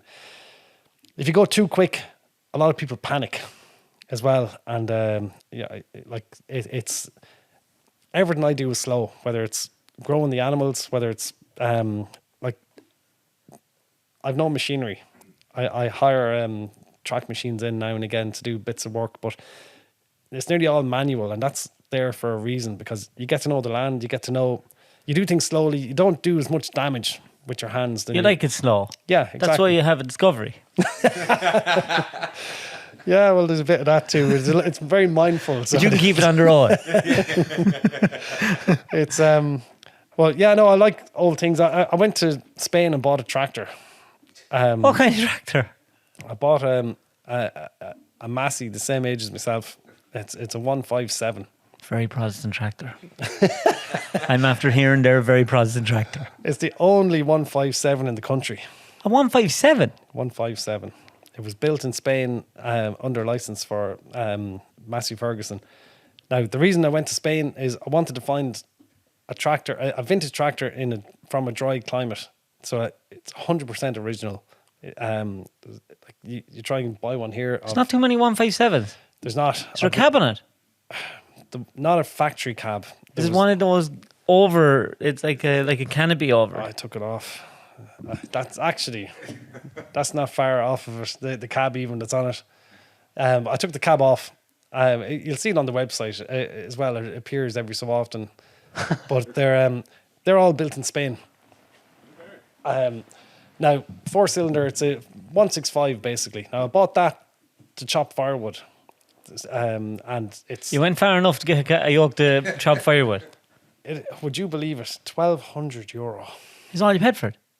And 800 to bring it in with DSV in the back of a curtain. You're a clever bastard, boys. Next time I need to get something bought, I'm going to get you to do it. It's unbelievable. Like, if you're not under pressure and you kind of hang back and know what you want. Same again, if you take your time, things will work. If you're under pressure and you'll make mistakes, you'll make balls of things. And so I was kind of looking out for that for maybe 6 months. And now, not that particular tractor, but just... You were looking for something, and that one popped up. Exactly, yeah. And so I've contacted a few vintage guys in Ireland, and nobody can find a 157. So I think I'm claiming it's the only one that's in the country anyway. But We'll know when this goes out, because the people will be messaging you. Go, tell him I have one. I have 4 of them in the shed. And this question might sound stupid because I don't know anything about farming or whatever in Pure Townie. So what you're doing, does it have to be like around 20 to 30 acres, or like could you do it with 4 acres, 3 acres, or something like that? You will grow an abundance of food on 1 acre. Okay. If you wanted it just for your family or for a couple of friends, whatever else, you would grow more than what you could handle on 1 acre. So are you one of these guys that if there's a zombie apocalypse in the morning, big fence and you're happy? I'm safe. It's actually one of the reasons why I didn't want road frontage. I wanted trees. Now, trees insulate, they create their own energy too, but they insulate you from, say, the weather, but also like one of the big things with the satellites that the department would claim that they can count how many cattle they have in your field and read your number plate on your tractor. They can't see anything with me because the trees are there. Now, it just gives you a bit more insulation. Plus, it gives you another income from firewood.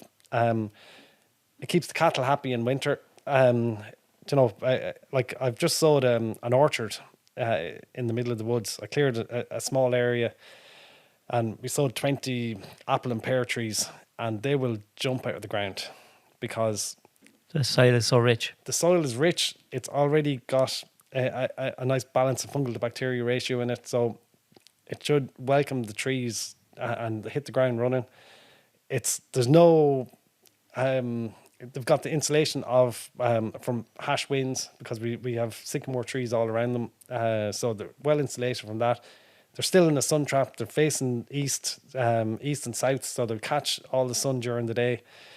The first set of apple trees I sowed 15 years ago at home at the house, I made every mistake. I sowed them in a corner of the garden. I thought it was great. The soil was wrong. There was no sun. I actually sowed it north facing. I made every mistake, and they all died. These ones will. It took 20 years of making mistakes to get to where I am now, but these ones will actually. They'll be frost resistant. So if you get a late frost in spring, when the buds come on the trees, which kills a huge amount of fruit trees, just at the wrong time, a late frost in May can really wipe out apple buds. Where I have them planted, Shelter. they're insulated from the frost. So What country does what you're doing the best, or is there any? yeah, I've been on farms in Germany, and Germans are always ahead with pretty much anything. But America, 20 years ago, like It's not always a good thing they were ahead with genocide as well. That wasn't the best. yeah, you're right there. They were very efficient in every way. Yeah, but Gabe Brown is a guy in Virginia, or South Dakota. He is now. He has 6,000 acres, and out of that 6,000 acres, he almost lost it back in the 90s because he was growing the wrong crops. It was when he ran out of money. He actually had to take an off-farm job to hold on to his land with 6,000 acres because he was losing that much money from what he was doing, and he couldn't see it until he literally couldn't afford fertilizer for his crops. So he began to just sow min-till his corn and beans in because he couldn't afford to plough it. So he literally just sowed them on top of the ground, not put any fertilizer on them. And it took 3 years of doing that. Like before it began to get back into some sort of balance, and he began to actually see he was making more money than he was. Is it true It's farming mental. in US really scary? You have to use a certain seed, you have to use certain pesticides, or they won't buy the stuff off you. And A crazy thing with America is atrazine, and not to mention Roundup, but atrazine is banned in Europe. It's still allowed in America. It's in every waterway, every stream in America. It's in the drinking water. And what atrazine does, what it's done to male frogs, it's turned them female. that's what's happening. That's proven. It's the whole Alex Jones thing, turning the freaking frogs gay. Turn the frogs gay! This crazy thing is, it's true, and it's So Alex Jones is right. That's a meme. I know it is, but it's actually true. It's turned male frogs into actually producing female eggs. Fuck me. Yeah. Hey, do you And think that's- they were aliens in Miami? Not at all. So what are they getting us to look at now? Did you see the James Webb Telescope? It's after seeing that there's an artificial light on something B. I've stopped looking at the news a couple of years ago. I've stopped looking at television a couple of years ago. And I actually disappear into the woods because it would set you Bullet. mental. Yeah. Like, it's... Yeah, I don't get into any of that. You know, like I hate it, and you'd hear bits about it here and there. Like the same with all the craziness that's going on around the world. It's my therapy is like anyone who's getting into that long term, it actually just fucks up your head. It really does. It's a crazy world. It really, really is. Wouldn't you want to be fair wise to not be going mad at this time if you were watching everything? Yes. Oh no. Like a very odd time. I'd look at maybe something on Netflix, but I'd never look at mainstream TV. Even though I've been on TV 3 or 4 times. Have you been on TV? RTE, TV3 have all been down with me.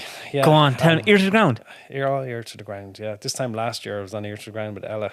I got great feedback. I've built up very good customers and So contacts. you're kind of a big deal in the organic farming world. No. I hear you're the Harry Styles of the organic farming world in Ireland. You can take as much as you want, you know. Like, but I actually don't want that much shite, if you know what I mean. Like, we operate an open farm, so people can come out and see the place. The Be whole careful. Be careful what you wish for. I have a farm shop on site. Come out to the farm as quick as you can. But somebody reported me for doing retail sales in it wasn't the wrong planning. People. Right? If So- you're listening to this and you're that person, you're a dickhead. I have an idea who it was, but Name. I've to. What's their name? I have to actually write into the council to get their name officially. Now, Freedom of Information. they wouldn't give it to me over the standing talking to one another. But so I've written into them, and I'm just waiting to see it in lights. But people are terrible, aren't they? it's that's frustrating. But it just, again, it's their problems that they're manifesting on you or me. It's begrudgery. It is, yeah, and it's something like. And come here, right? Here's the question. Go on. So is Daddy ringing you now, going, Brendan, all is forgiven. Come home. The prodigal son. I want to put my feet up. Well, Let's watch the millions roll in. well, that's a deep one now. Actually, he's 78 there now. Well, he's proud of you. He was diagnosed with prostate cancer only in the last month, right? And that was another thing that was putting me under pressure before Christmas. Now he's got the best bad news you could get, in that supposed to have got it on time, but he's go through treatment and all that. But it has, how would I put it? It has improved relations, definitely. He's a lot more open. He's Has he come over to you? no, Looked at the farm and stuff? not yet. No, and it's not that far away. But when he's at the right time, he'll come over. But I've been over with him. I was stripping the bloody silage pit yesterday for him and greasing. Don't tell me about Massey. What does he drive? Oh God, he's a Dites man. Dites. Oh, he's a man after your own father's heart. He is machinery mad. He bought a brand new Diet feeder last year. He's after actually tomorrow. And to people that don't know, that has nothing got to do with lesbians. Nothing to do with lesbians. Although you probably could wrap it in there somewhere You could, if you wanted you to. could. But he's getting delivery of a 2,700 gallon slurry tank tomorrow. Brand new. Fair fucks to him. He's nearly 80 years of age, and he's Fucking grants are a great job. he loves machinery, loves the smell of new paint. And same with the tractors, like the best of tractors. You're not machinery mad. Now, this is going back to the trucks again. When I started with my first truck, I hadn't that much of a clue about mechanics. Had to learn very quick when it break down the side of the road. So I was kind of dragged up as a mechanic, or a reluctant mechanic is probably the best way of doing it. I'd do it if I had to. Is there love? No, it's not. I see machines, right? You spend, say, 100,000 on a truck or a car or whatever it is. You drive it for 5 years. If it's not banjaxed, say a truck, if it's not banjaxed, you haven't driven it hard enough. You haven't done enough work with it. And if you've paid it for after 5 years, you have a pile of scrap, you have to go and reinvest again. And the same with timber and whatever else. Like It's a vicious circle. it is. You're investing in depreciating assets all the time now, and you need a man on it all the time. That's the worst thing about a truck. You need a man on it, or a person, whatever, a he, she, or whatever, on it all the time to keep it rolling. Or it's useless. It's actually it's an asset that turns into a liability. So I was trying to get away from all that, and that's where the farm. When you invest in the land, obviously they're not making any more land. Hopefully it will hold its value at least, or rise in value, which is good. You build a shed, say a slatted shed, straight away it's devaluing. That's why I designed a system where the trees actually are the shelter for the animals. So the trees are increasing in value each year. The animals are getting what they need, which is shelter for the winter. And you're not tying up 40 or 50 grand in concrete and Do you reckon you could do it though at scale? no problem. Yeah. You need more people, more physical help, but the sales would actually cover that. What I do addresses every problem in farming at the moment, from succession to water quality to biodiversity loss to animal welfare to human welfare to social to actually making money from sales and a totally different sales model to it's the teetotal opposite to what's been pushed by industry and by government. And like We're the only farmer. I'm the only full-time farmer in Europe that gets no payments and no subsidies whatsoever. Not environmental, not no cap, I can't go for any environmental schemes. I can't do anything. All our money comes from sales only. There's no other farmer in Europe, full-time farmer in Europe that can say that. But that gives you the freedom to do whatever you want. Pretty much, yeah. And nothing would rot me more than having a bureaucrat coming in and saying to me, your fence is 2 foot closer to the drain than it should be, and we're going to dock you 20% of your payment or whatever. So going back to the sales, that's why I had to design a system that actually generated sales straight away, which is the eggs. Then when we got going with the pigs, the pork, and then like we did roast veal as well. What's that? For the first year, it's basically beef that's under a year old. Oh, veal. Veal is young Veal calf. is kind of 12 weeks old, or maybe a little bit older. That's raised inside on milk all the time. The meat is really white, and it's got a bad name. Whereas roast veal is the meat is still pale because it's young. It's a beef animal under a year old, but they're out and they're not force fed milk. They're eating and browsing and whatever else. But I did that just to start get money turning straight away. So now we like the Wagyu is 4 years old. The beef we do now. How'd you go with turkeys? Now the turkeys do very well for me every year. How many? I had almost 100 this year. 100 turkeys? Yeah. Did you get them when they're babies? I get them in June, the end of June, as day olds or maybe a week old. Great. Put them into chicken tractors straight away, so they're out in a sheltered frame so they can root around in the grass straight away. After about 6 weeks, it's the middle of summer. Hopefully the weather is fairly good. Then you let them out and kind of toughen them up a bit. If you let them out straight away as day olds or week olds, they die with cold. Are they nine bastards? They're great crack. Are they? They actually are, yeah. Like I was on Countrywide this year. The Radio 1. They're the first week of December, and that actually. You want to come out and interview the turkey, set up a whole go of... Hold on. She came out and interviewed the turkeys. Yes. Radio 1 is fucked. Ladies and gentlemen, Radio 1. Was it Joe Duffy? Joe Duffy! Surround sound. You like that turkey, do you? Yeah, I'm telling you now. They put a whole go of microphones all around the turkeys, and then I had to make them react so that you could get... This went on for about 15 minutes so that you could get the right... gobbles or right whatever for them. Fuck. I do the same for the pigs then. You know what I call gobbles, yeah? Radio 1 but probably wouldn't be interested in that now, right? But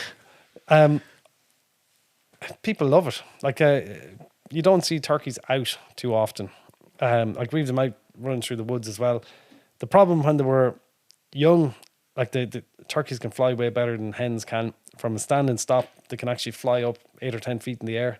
So before they get too fat, so there's kind of a sweet spot when they're kind of 8 to 10 weeks old before they're kind of, I'd say till the end of October, early November, when they really start to put on weight, they can fly up into trees and it's hard to get them down again. And that's a problem I didn't see at the time. So your turkeys were all up in trees?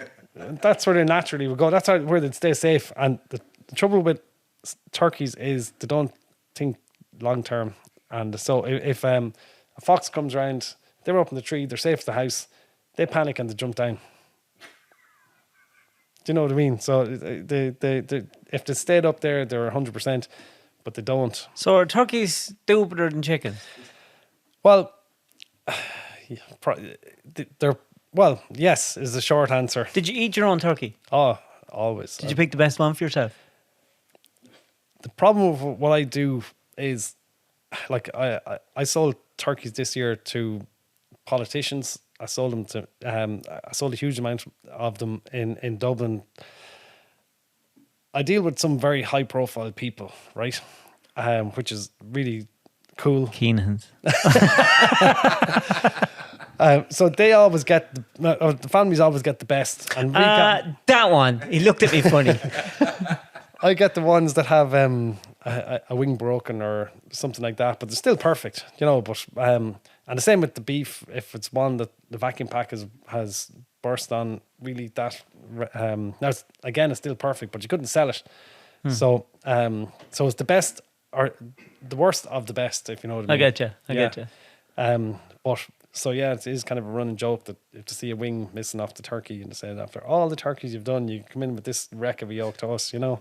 But they eat it and they love it. I can always remember when we were younger, the turkey used to be hanging in the hall a few days before, you know, just when the blood just dripping down the ground Yeah, on newspaper. That was always just the way. it actually would offend people now if they seen a turkey, you know, New York dressed. Yeah. It really would. They panic big time, and like we always had 18 or 20 turkeys at home. And Do you kill them yourself? Oh yeah. As in years ago. Yeah. Not now. Officially, no. I'd be doing it with a machete. I just go now. Time to kill the turkey. Are you ready for the questions? Yeah, go on. Have you listened to this podcast before? Actually, it was Morris that got me connected with you. Do you get on with Morris? Morris is a deep character. Definitely, he's very intense, but he's, you know, you always know where you stand with him. Is he more political than into the farming, or what is he? Is he? Morris likes a row. You know, he's not looking for fights, but he probably is looking for fights. Actually, yeah. Hey, young blood, you see. Yeah. You know, the young bull. Yeah. When Morris has a woman and a heap of kids, that quietens you. Yeah, I'm telling you. That quietens you. You're dead right. Are you right? These are quick fire questions. Just answer them as quick as you can. Don't think about it too much. Go on. How big do you make it? I know. What's your first vivid childhood memory? Oh God, childhood memory. Probably it would be on the farm. Probably working with the grandmother. She used to have a hillman hunter, and she'd go everywhere in that. And I used to be sitting up shotgun with her a lot, and you know, just acting easier with her. So I'd say that would be probably the earliest memory. What's the most painful thing you've ever been told? God, painful. I don't know if we could say it or not now. Well, this year actually, it was last year, 2023, we had a pretty rough year with eldest son broke his neck playing rugby. Fuck. Yeah, now that was pretty painful. Now out of the blue, totally. He's actually still only getting himself together now. He's 6'8", and he was fell on the ground. One of his teammates fell on top of him, and Simple as that. broke between C5 and C6. Did 7 weeks in a neck and body brace, lying in his bed. Now this is a guy he played rugby, football, basketball. He was flat out all the time, and then he was left sitting on his back in last July for almost 7 weeks. In Dunleary? No, he was let home, all right, but he was being checked every so often. But he was literally getting out of bed, going to the toilet, and getting back into bed again. And he got out of bed one day, and he was getting headaches. And a wife brought him into Tullamore to get checked again. Anyway, and he'd ruptured a disc between C5 and C6. The headaches was nerves being pinched on, and he ended up getting a major operation up in Crumlin in September. Fuck. So, yeah, that was a rough time. Clean had to be in with him all the time because he was under. He's actually 16 tomorrow, so he was only 15, so he couldn't be left on his own. So she was in there in the hospital full time then. 6'8". 6'8", yeah. If you didn't think their food was good, out on the farm now. So he's only back to school now, really. Is he okay? He's back walking. Like, he needs serious physio now. Thank God he's young and his body is... Oh, yeah. Like, he's got more steel in his neck than bloody any robot. We call him... he's a bit of a transformer now, or you know, like you put a turbo chip in to keep him going, kind of thing, you know. So he's synthetic discs in, as well, and he's got all titanium in his neck and he's all screwed together. Jeez, that must have been some worry for you. So that was hardship now. That put serious pressure on the family last year and right the way up to Christmas now, to be honest. But he's pulled himself together. He's pulled himself together. But there is a running joke that because like this, a week from his birthday last year, he was playing rugby as well and he broke his hip. And so he was knocked out this time last year with his hip. Got that up and running. Now, the reason he broke his hip was because he grew so quick that his growth plates, that hadn't joined together properly, and he was literally running in the on the pitch. It was on video, and he just fell. You'd swear somebody had shot him nearly. Right? Nobody hit him. Nobody done any harm to him at all. He ran. When he hit the ground, the stress, his ligaments and tendons weren't growing as quick as his skeleton. So they were putting his hip under severe tension all the time, and literally as he was running along, his ligaments pulled that hard against his hip, his growth plate snapped. Fucking hell! Mental. So there's a running joke that he just literally his too big for his body. Just breaks himself. Yeah, gravity is actually knocking him out now. Jesus Christ! Fair play to him. So yeah, that's the. But he's back. Don't tell me he's playing rugby again. He's going to get back doing tag rugby to try and get some cardio again. And did you ever hear jogging? I know, or swimming or something. Tennis. Yeah. Badminton. Something without all the other 6 foot 20 stone fuckers around the field. See, what's wrong with him is like my eldest daughter, Quiva.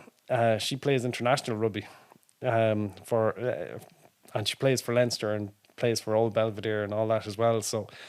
He always thought he was going to play international, and so that's kind of driving him on when he sees his sister. Does she ever go, I'm better than you? She actually would wipe the floor with him now. She's 6'2" herself, and she's doing in DCU. She got a rugby scholarship to college, so he sees all that, and it's good motivation for him. So if he wanted to go back playing rugby, if he was fit and healthy, and it gave him a focus to get going again, you wouldn't mind. Like you can't wrap them up in cotton wool either, but it's hopefully he probably does pick up fishing or something, or fly fishing. Jesus Christ, I wouldn't be able to sleep. If you could make one phone call to heaven, who would you call? Yeah, probably would be the grandmother. Like I'm exceedingly lucky.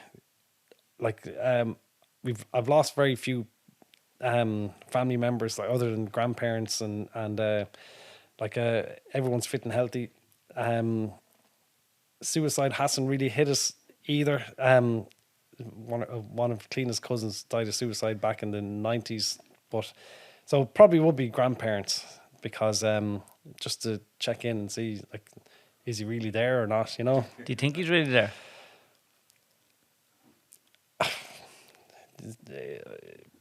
No, probably not.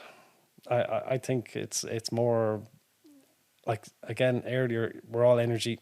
We'll just come back in a different form again, and I do believe in karma, all right, and that if things go wrong, you that could be your purgatory, or that could be your.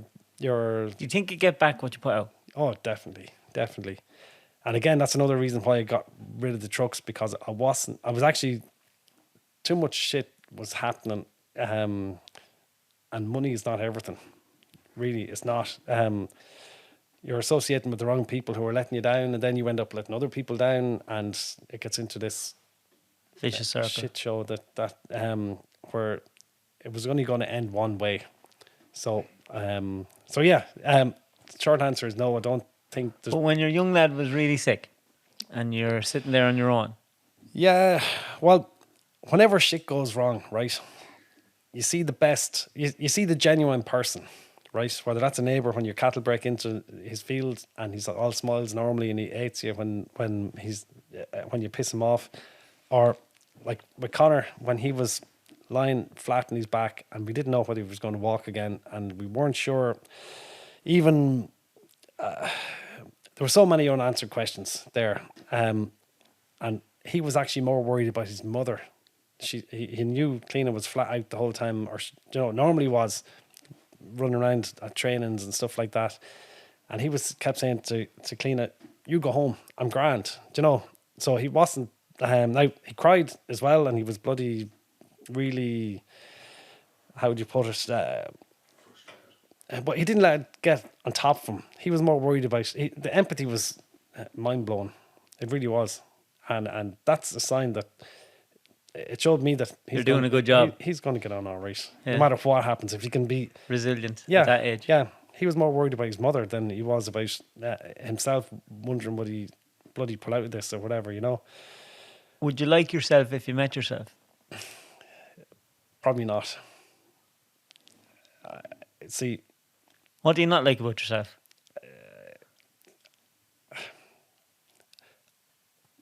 I don't like most people. I actually, and that probably includes me too. I'm very hard on myself. You're always questioning what you're doing. You try and leave a legacy. That's what I'm trying to do at the end of this. Like the farm, I'll never finish that farm. It's going to be intergenerational, whether it's one of my kids or whether it's somebody else. You can give it to one of mine if you want. If they come and do the work, definitely send down Lily, any of them. Yeah, any of them. It won't be Jane anyway. That's for sure. She might knock a few trees for me. So. But yeah, I don't like most people, and that again, if I have somebody that wants to buy something off me, you were talking about people complaining about the willies that you and whatever else that you on your invoices. I know pretty much from the first transaction whether somebody's going to work with me or not, and if they don't, a lot of the time I'd say to them, "Sorry, we're actually out of whatever," and I'd refuse their order because it's just going to give me hardship, and I haven't the patience. And back to trusting your gut. Now you have it, but the people who I do build a good relationship with, I could probably trust them with my life, but that's a very, very, very small number of people. It really is now, and I've gone through a lot of people on customers, and I have a core of probably 60 or 70 customers that I can rely on, and actually some of them are chefs as well, that when you build up a chat, get a good chat with, and invite them to the farm and show them exactly what's what, and explain some of it can be very stupid stuff to some people, but other people get it. Like the hay, for instance, feeding the animals hay, it's way better for their digestion. It's way tougher to make hay, but that hay sweetens. You can only make it when the sun shines, you see. Literally, and we live in Ireland. But the sweetness of the meat comes through with what you feed them, and like if you go to that detail, most people say you should grab a bale of silage and throw it out to them and they'd be grand. But if you connect with the right person who understands where you're coming from, then you have you have a friendship built up with that you can rely on. Now, do I like myself? Like, you're with yourself all the time, right?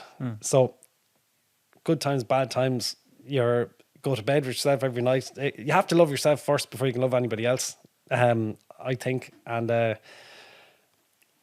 probably some stuff I've done in the past that I know about that still annoys me, that you're trying to atone for as well. But life as a human is, and being a sentient being, is about atoning for your past. That's how you grow. It is, and it's how you learn and how you build your end goal or your ends, your legacy, I suppose. I've a bit of building to do, I suppose. What is your legacy? What would you like your legacy to be? Well, what would you your kids, call success? Your kids, number one. Well, success. This is an easy one actually, because I've thought about this a lot, and like my kids are getting up in age now. Like eldest is 20, youngest is 11. Saoirse's doing her leaving cert this year. Connor is 16. Anyone that's watching this on YouTube and sees how young this man is will know he was sexually active at a very young age. I talk about a young bull there now. Right? But Reen is 13. Reen is actually He's 13 years of age and he's size 13 feet. He's 6'5". Now he's on the Leash minor team, Leash under 14 football team now as well. And they're all so. Success for me is seeing them coming back to you and want to spend time with you when they're left. I couldn't agree with you more. Do you know what I mean? Yeah. Spending time with their father and mother, like. If you're an old man and your kids want to hang with you, now you have it. That's exactly all it. you could read. That's success, isn't it? Yeah. If they just want to hang with you. That's it. And after that, I'm not going up to see that grumpy old cunt. That'd be just devastating, wouldn't it? Or you have enough time. But if they really want to come back, it means you've done a good job in the first place. That's a great answer. So I love that. So it's one thing I've thought about a lot. If you had to ask one person a question and they had to answer truthfully, no matter what, who and what would you ask? Ask somebody a question. They had to answer truthfully. Well, I wouldn't ask my wife any questions because she's the only one that knows the majority of the skeletons in the closet as well. I would probably ask my father. Because it's one thing I would have loved to, and like, it's not too late yet. Like he's fit and healthy, and he's a very intelligent man, and but he told me a long time ago he never actually wanted to be a farmer. Like he was the eldest son, and Fell into it. It was, yeah, and there was a bit of resentment there because of that. So I'd like to ask him a bit about that. Like, what would you do? What would you like to have done? Yeah, exactly. Yeah, that would be an interesting question. I wouldn't have the confidence to ask him this minute now, but I'll give you a piece of advice. Go on. Ask him this minute. Yeah. Do you think things happen for a reason, or do we find reasons after things happen? No, things happen for a reason. 100%. Every experience you have, you're in the right place at the right time. You just have to identify. Like, even I read an article there about people that were saved, say, from 9/11, that should have been in the Twin Towers. And one guy had bought a new pair of shoes and he was walking to work and he got a blister on his foot and he had to call into a what would you call it? Pharmacy to get something. I thought you were going to say shoemaker. Right. But it held him up from actually getting to that 15 minutes. Saved his life. Yeah. So he was cursing the blister, but it saved his life. So even stupid shit things that go wrong, like they're there for a reason and to save you from something else. Do you read a lot? Tons. Yeah. When I stopped looking at television, it gave me plenty of time to read. And it actually it gave me a chance to get away from the zombie looking at shit. You know, like it's having the patience to look at something, unless it's something really What do you like to read? What do I like to read? I read a lot of history, a huge amount about biological agro-forestry. I'd have never known. And just what do you read for a release? How people solved problems years ago, because we've the exact same problems now. Now we've electricity and we've technology to solve a lot of problems, but when people hadn't got that, how did they actually solve problems? And that's why I don't have electricity on the farm, and it's too easy. You have to challenge yourself to solve problems without, like, getting a loan and buying a car or something. Anything. I'd look at things the total opposite way. Dosing an animal instead of managing them in a different way that don't need to be dosed. That kind of thing. I love digging in deep into problems that are here now, but solving them kind of in a different way. You know, rather than just using chemicals or nitrogen or whatever. It's it is kind of mad, and it frustrates even my wife. I keep bringing clean up, but she's a big part of it all, I suppose now. But she doesn't think I'm efficient enough, which I'm not, because I get stuck in a Men problem. aren't supposed to be efficient. But you know what I mean? I a job that could take 10 minutes could take me an hour sometimes, because I'd be studying exactly, going deep into 3 or 4 different ways of doing it. And now I get through it, no problem. But I write down a lot as well. And that's why I got diary, actually, because it's writing things down, you forget it as well. Like, you could think a million things during the day. And a big thing actually is I go to bed 10:30 most nights, 11 o'clock at the latest, because I love getting up early. Most mornings I wake up at maybe 3 a.m. with something in my head from That's the witching hour. the day Just before. letting you know. It is. Oh no, it is. It's You could be possessed. yeah. Just saying. It's what would you call it? It's all part of, like, I do it all the time, and a lot of the time you wake up, you're kind of half conscious, and next thing you think of a solution to something that happened maybe a day or a week. Then write it down. Right time, exactly. I always have a notebook beside the bed. I do the same as much as possible. I often wake up in the morning and I do some giggling about what I wrote on it. When I wake up, it's a great idea. And then I see it and I go, I'm not saying that. I couldn't say that. But that is your own subconscious actually keeping you in shape as well. Do you dream? Do I dream? Do you have mad dreams? I have a recurring dream Go on. of basically being caught with no clothes on, walking down the street or something, then looking down and you're not a stitch on you. Is that a fantasy or a nightmare? Well, I can actually go a bit deeper in that if you want. Go a bit deep. I like it deep. When I sold up the trucks and got out of all that, and I was totally burnt out, as I said to you, and I needed to get fit. So I bought a bike. We did a couple of adventure races, Sea to Summit, you know, where you'd cycle, swim, climb mountains, run, whatever. Built up a bit of fitness, and built up good friends as well. And one of the friends said to me, there's a cycle for road safety going on down in Cork, whatever it was, to do it every year, I think. She said, you should come down to it. It's good crack, and you spend the day, and you're going to meet the mayor, and you're going to have all this. So I said, you know what, I'll go. So I jumped on the train in Portlaoise, cycled to train station, brought the bike with me down to some art centre we to meet everybody in. Went in there, and there was a whole go of people in there, but she didn't tell me that the cycle was actually going to be a naked cycle. What? Right? Like the naked mile. And That's a big fucking part of it to leave out. the reason it was a naked cycle was to show how vulnerable cyclists are on the road, right? But they were doing body painting and all that, so like Did you get let out?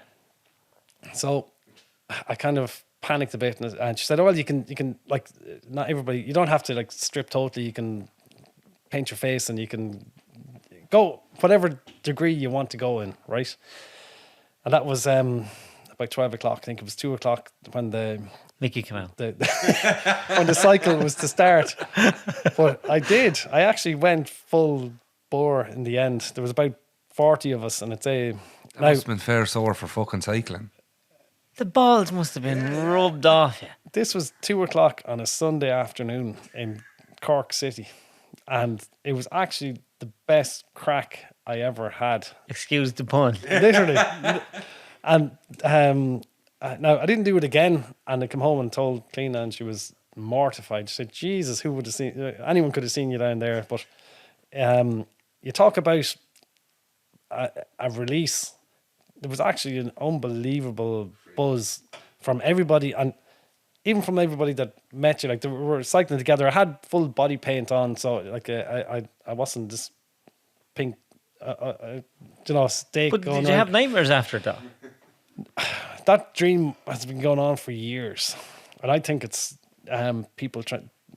now what I think it is lack of confidence and people kind of seeing through you or something, and it does kind of push you to dig way deeper into whatever you're doing to make sure you know you have a deep enough knowledge to know what you're doing, that you can trust your gut as well. I don't know. It's Google says that this dream can indicate anxiety about revealing or having revealed your weaknesses or secrets. there you go. Mine is of. Can I put this into Google now? Like? Yeah, I'm in. I don't know why I'm in the cockpit of an airplane, right? But I'm trying to fly the plane, and the plane's crashing, but the lads won't let me fly it. And I can see it going towards the ground, and I'm shouting at him, just pull up the thing, and then we crash into the ground and die.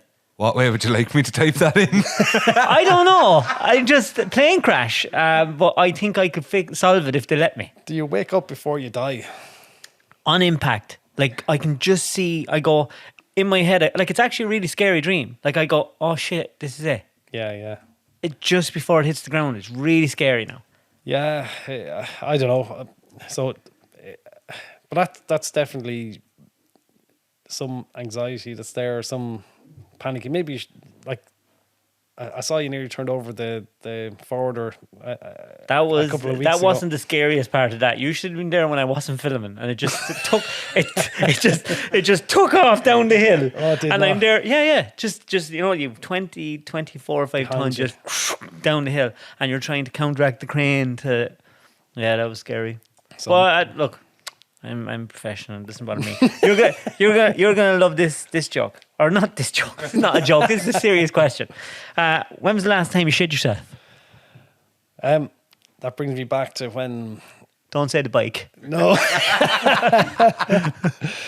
It does bring me back to a time. The minute you asked me that question, when I was in the middle of the trucks as well, and you were really stressed out, and I had a lot of digestive problems. Truck does that. Yeah, eating at the wrong times and eating the wrong shit, and then you've nowhere to go most of the time. Like the people don't understand, and you gotta go. Exactly, yeah. So it's you can probably fill in the rest there then. Frigid that. But it is actually one of the things that people disrespect truck drivers all the time. Whether it's when you're getting loaded or unloaded, or bloody even people on the road. It's the toughest job out there. And I loved it when I started because I love getting away. The independence. I was getting away from crying babies as well, which was always, another bit of motivation. But we were bringing home the money. It was keeping Cleaner happy. It was ticking the box. I never seen it as long term, but it filled in a void that needed to be filled at the time. But yeah, I feel sorry for truck drivers now. Still haven't told me when you shit yourself. I'm trying to take the heat I think off you're a here. politician now. Yeah. So you're dancing around the question. Did you shit yourself or not? This is what we want to know. Well, it was several times I would have. I would have always had a change of clothes with me. And You're a professional shit yourself. when I was really stressed, the shit would just run out of me. Or else I was backed up. So I actually thought there was something seriously wrong with me at one stage. And that was another reason why pure stress and shite, I guarantee you, if I was still in trucks now, I wouldn't be married. And I probably would have some autoimmune disease or from like I was young, I should have been able to handle all that. But I'm telling you, it was I had some very, very close moments with that question, and probably one or two mistakes as well, where you just had nowhere to go, and you just get hammered. Now is the best way of putting it. Doesn't happen anymore, thank God. But that's Sure, you're in the middle of a farm now. You can just pull down your trousers. you can do what you like. The pigs will have it in 5 minutes. Brendan, So here, Dave, just before you end go it on, up. tell me. So I couldn't get the whole fixing the thing part, but I think this makes sense, right? And Right, definitely go on. makes sense for you. Go for it. If you see a plane crash in your dreams, it implies you have incredibly high expectations and often set unattainable goals for yourself. So the part that comes in of you saying you can fix it in the plane is can't. definitely it. There you Because go. Control. you smash through everything that you're told you can't do. Smash is right. Brendan, it was lovely talking to you. Yeah. And I think that you're a very important person for young farmers or people that have land that could be doing something with it and that are being told, oh, lease it out, rent it out for a while. It's no good to you. Disconnect from it, which is the worst thing you could do. Yeah, you don't have to scratch deep on anyone to find the land, and it's actually for mental health as well, for human health, for environmental health. Like the bigger the farms get, and the fewer hands that have control over that land, the more disconnected, the more degraded it gets. Like you need humans on it, the energy of humans and animals. It makes sense, Yeah, logically. It's mental, and that's what I'm pushing to people who want to hear it. But you can't convince, what is it? You can't convince a bee that, a bee can't convince a fly. Yeah, you know Yeah, it. yeah. That honey is sweeter than shit. Yeah. So if somebody doesn't want to hear it, I don't go on about it. But when you do find the right person, then you can actually build a very resilient friendship and system for them, So it's Well, we'll follow him on these socials and we'll put links in the bio. And it was great talking to you. Was it as bad as you thought it was going to be? to be honest, I can't remember most of what I said now. So That's kind of how it works here. If you're looking for a structure here, you're going to have a bad time. but no, actually, I really think what you're doing is savage. Oh, thanks. Because there's no free, relaxed speech out there anymore. Absolutely not. And like you're sacrificing money, for that you could actually invest in your family or into your building your house or whatever you want to do, which most people would chase. And I chased it for years, thinking it was the right thing to do, and it's not the right thing to do. There's a bigger picture there, and you've seen that too. You have to be honest and you have to just be yourself. And if You do. you have people holding you to ransom for money to try and be something else, it's wrong. 100%. Yeah. So it's a breath of fresh air to see. Like you interviewed, Unless you're talking about shy. but it really it shows that there's a want. People want it. Like they're listening. They're But is there anything more freeing than free speech?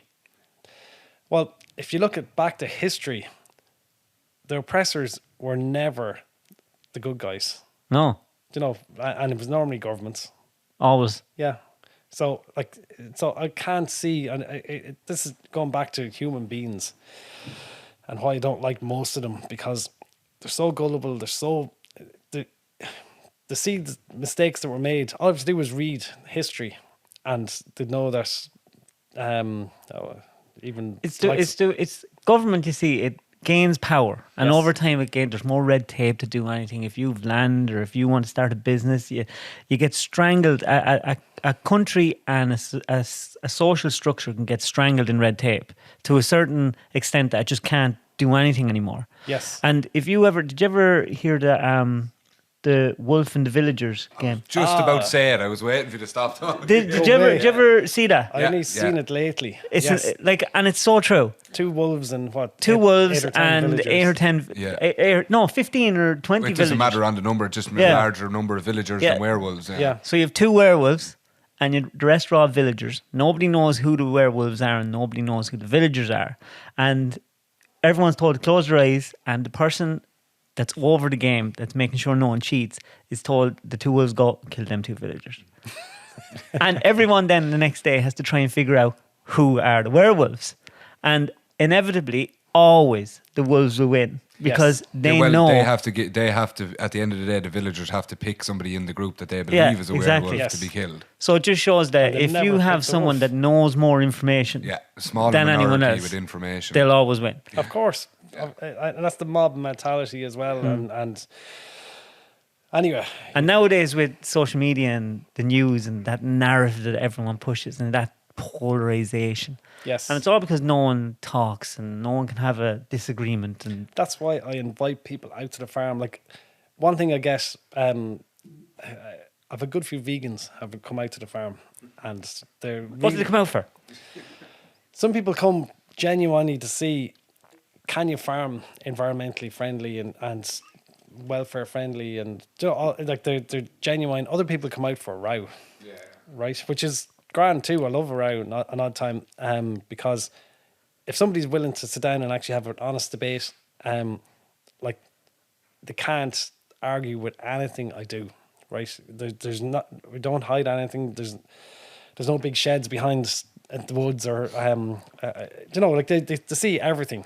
But out of that, I've had 8 or 10 vegans who have now become my customers and buying meat because I addressed all their problems. The really lunatic vegans that would be really aggressive to me are now actually. But do you think most vegans promoting that me. go on like that, they don't actually know how their food is made? Like, don't. if you see a don't. field being ploughed, that's carnage. Like, They don't. That's the problem. there's more dead there than. But that's the disconnect. Mainly people from cities, right, or towns. And when you're in a city, right, you're so disconnected from nature. Everything around you is man-made. It's concrete. It's like, you need nature around you to keep you grounded and keep you focused.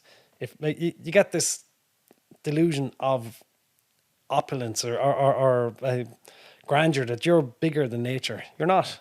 But when you're in a city and you get this insulated feeling that you're in control, you're not in control.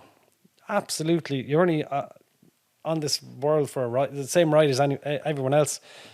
If a bolt of lightning wants to strike you, you know, you're not going to stop it. Or if flood's coming and like, you're going to die no matter what, and nature most likely will kill you. Do you ever get, because I get like this a lot when I'm in a city or a town, I feel really vulnerable. I feel frustrated.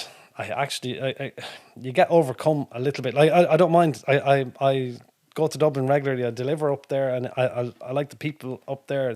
Most of the people are drowning up there, and they're the people that say, "Geez, you're so lucky. How did you actually get to this?" And these are very, very well off people who are saying they hate being in Dublin. Like, I've several people saying, keep an eye out for 20 acres. I'll buy it. Just, I don't care where it is. Just, if you see something like that coming up, let me know.